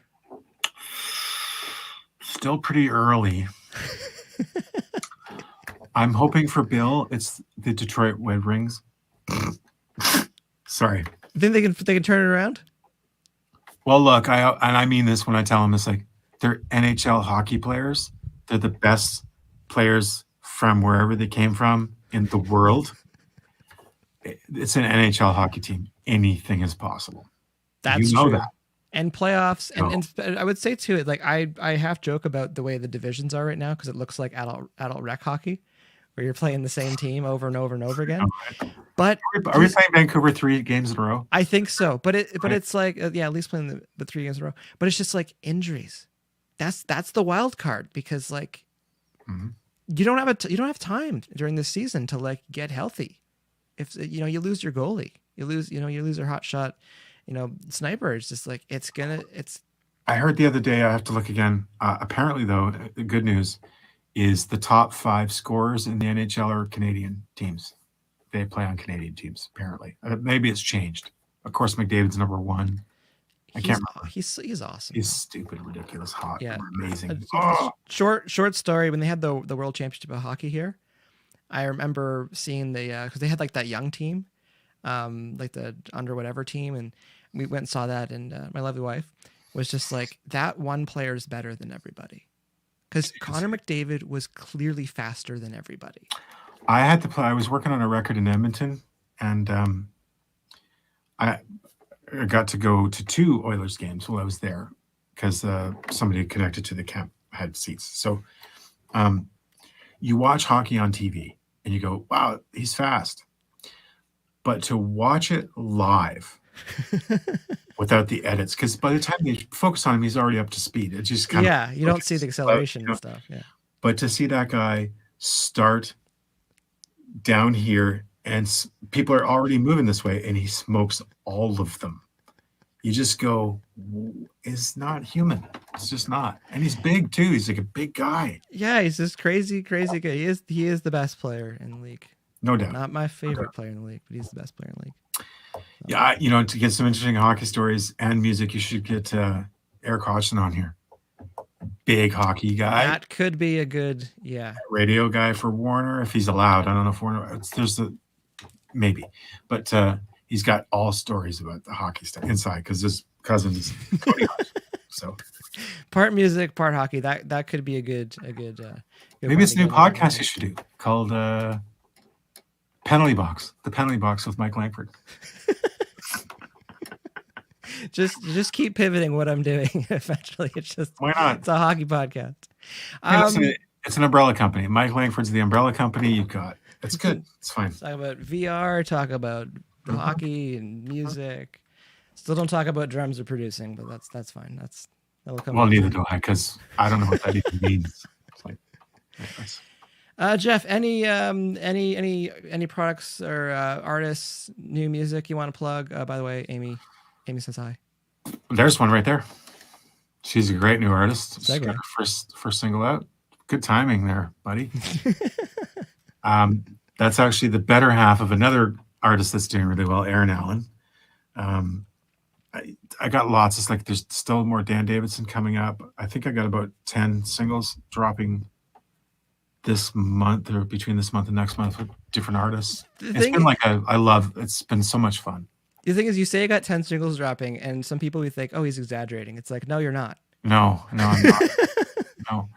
I'm trying to figure out how to give everybody the same kind of. That's the other thing too, is like it's trying to navigate the social media to give as much love as I can to all my my little kids. I love them all. And it's like I want to, because it's all so good. Because some of it you're gonna love, some of it you're gonna hate, and we're all good with either. So it's just, we had a good time making it. It's real.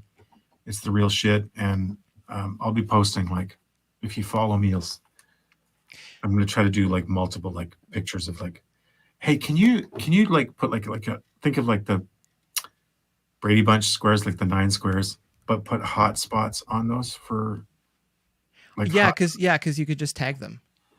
It'll just tag in there, and I think that's what I'm going to do, so people can, because there might be something in there. You put your face in the middle. Yeah, like you like looking around. That'll just look like a Zoom call. It's like a Zoom call. I'm gonna put Alice in there, but I want it to cross pollinate too. Like, Amy will be on there, but Amy doesn't sound like that kind of country artist. She's not a country artist. She's more pop. It's like I want it to kind of grow and kind of expand the family too. So it's not just about, hey, I got all these singles dropping. Like, I enjoyed every. No, you keep busy. Awesome. Well, no, I mean, luckily they trusted me with their babies, even after I said they were ugly. So we can help. We can help. We're having fun. So I don't really, just keep if you go to my website, where can people find you? JeffDalzielOfficial.com. Mike, I'll have to put that up. Well, there's the spelling. I'll put the detail. The details will be in the YouTube link below. If you want to make it quicker, yeah. But on my website, all my socials are on there. So click link, everything's there. So under contact. So you'll find that. And yeah, go check out some of the artists. Like, it's not about me. I want the artists to do well. And so share it, buy it, listen to it, tell some people about it. I'm assuming most of the people tuning in are fans of music or creators of music.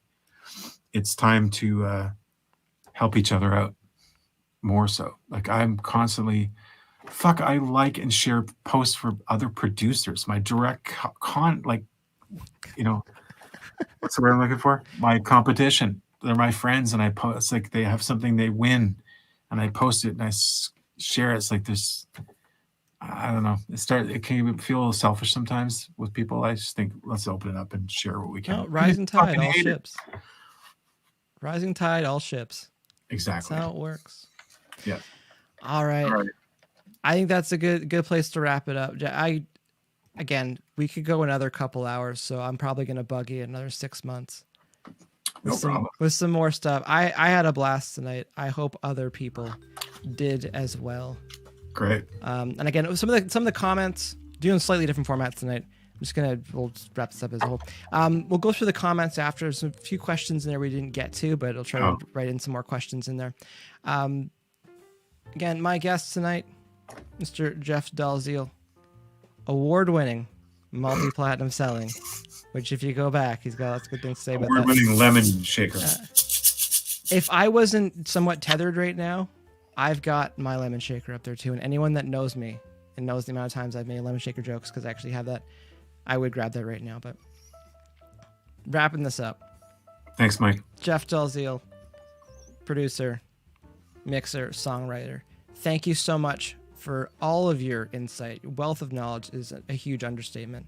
And again, you talk about being, paying attention, being the forefront of a lot of the technology, but just a lot of the bets that I've heard you made about the way you think things are going to go, they start to pan out. Again, if you talk about being able to predict the weather, I've heard it quite a bit. So I'll get you back here in 6 months. Hey, let's get somebody that is going to always argue with us as a third person on the next one. Oh, that's me on panels, just to make it interesting. Yeah, I know, but let's get somebody that we know. Just kidding, we'll talk later. Okay, good night. All right. I am Mike Langford.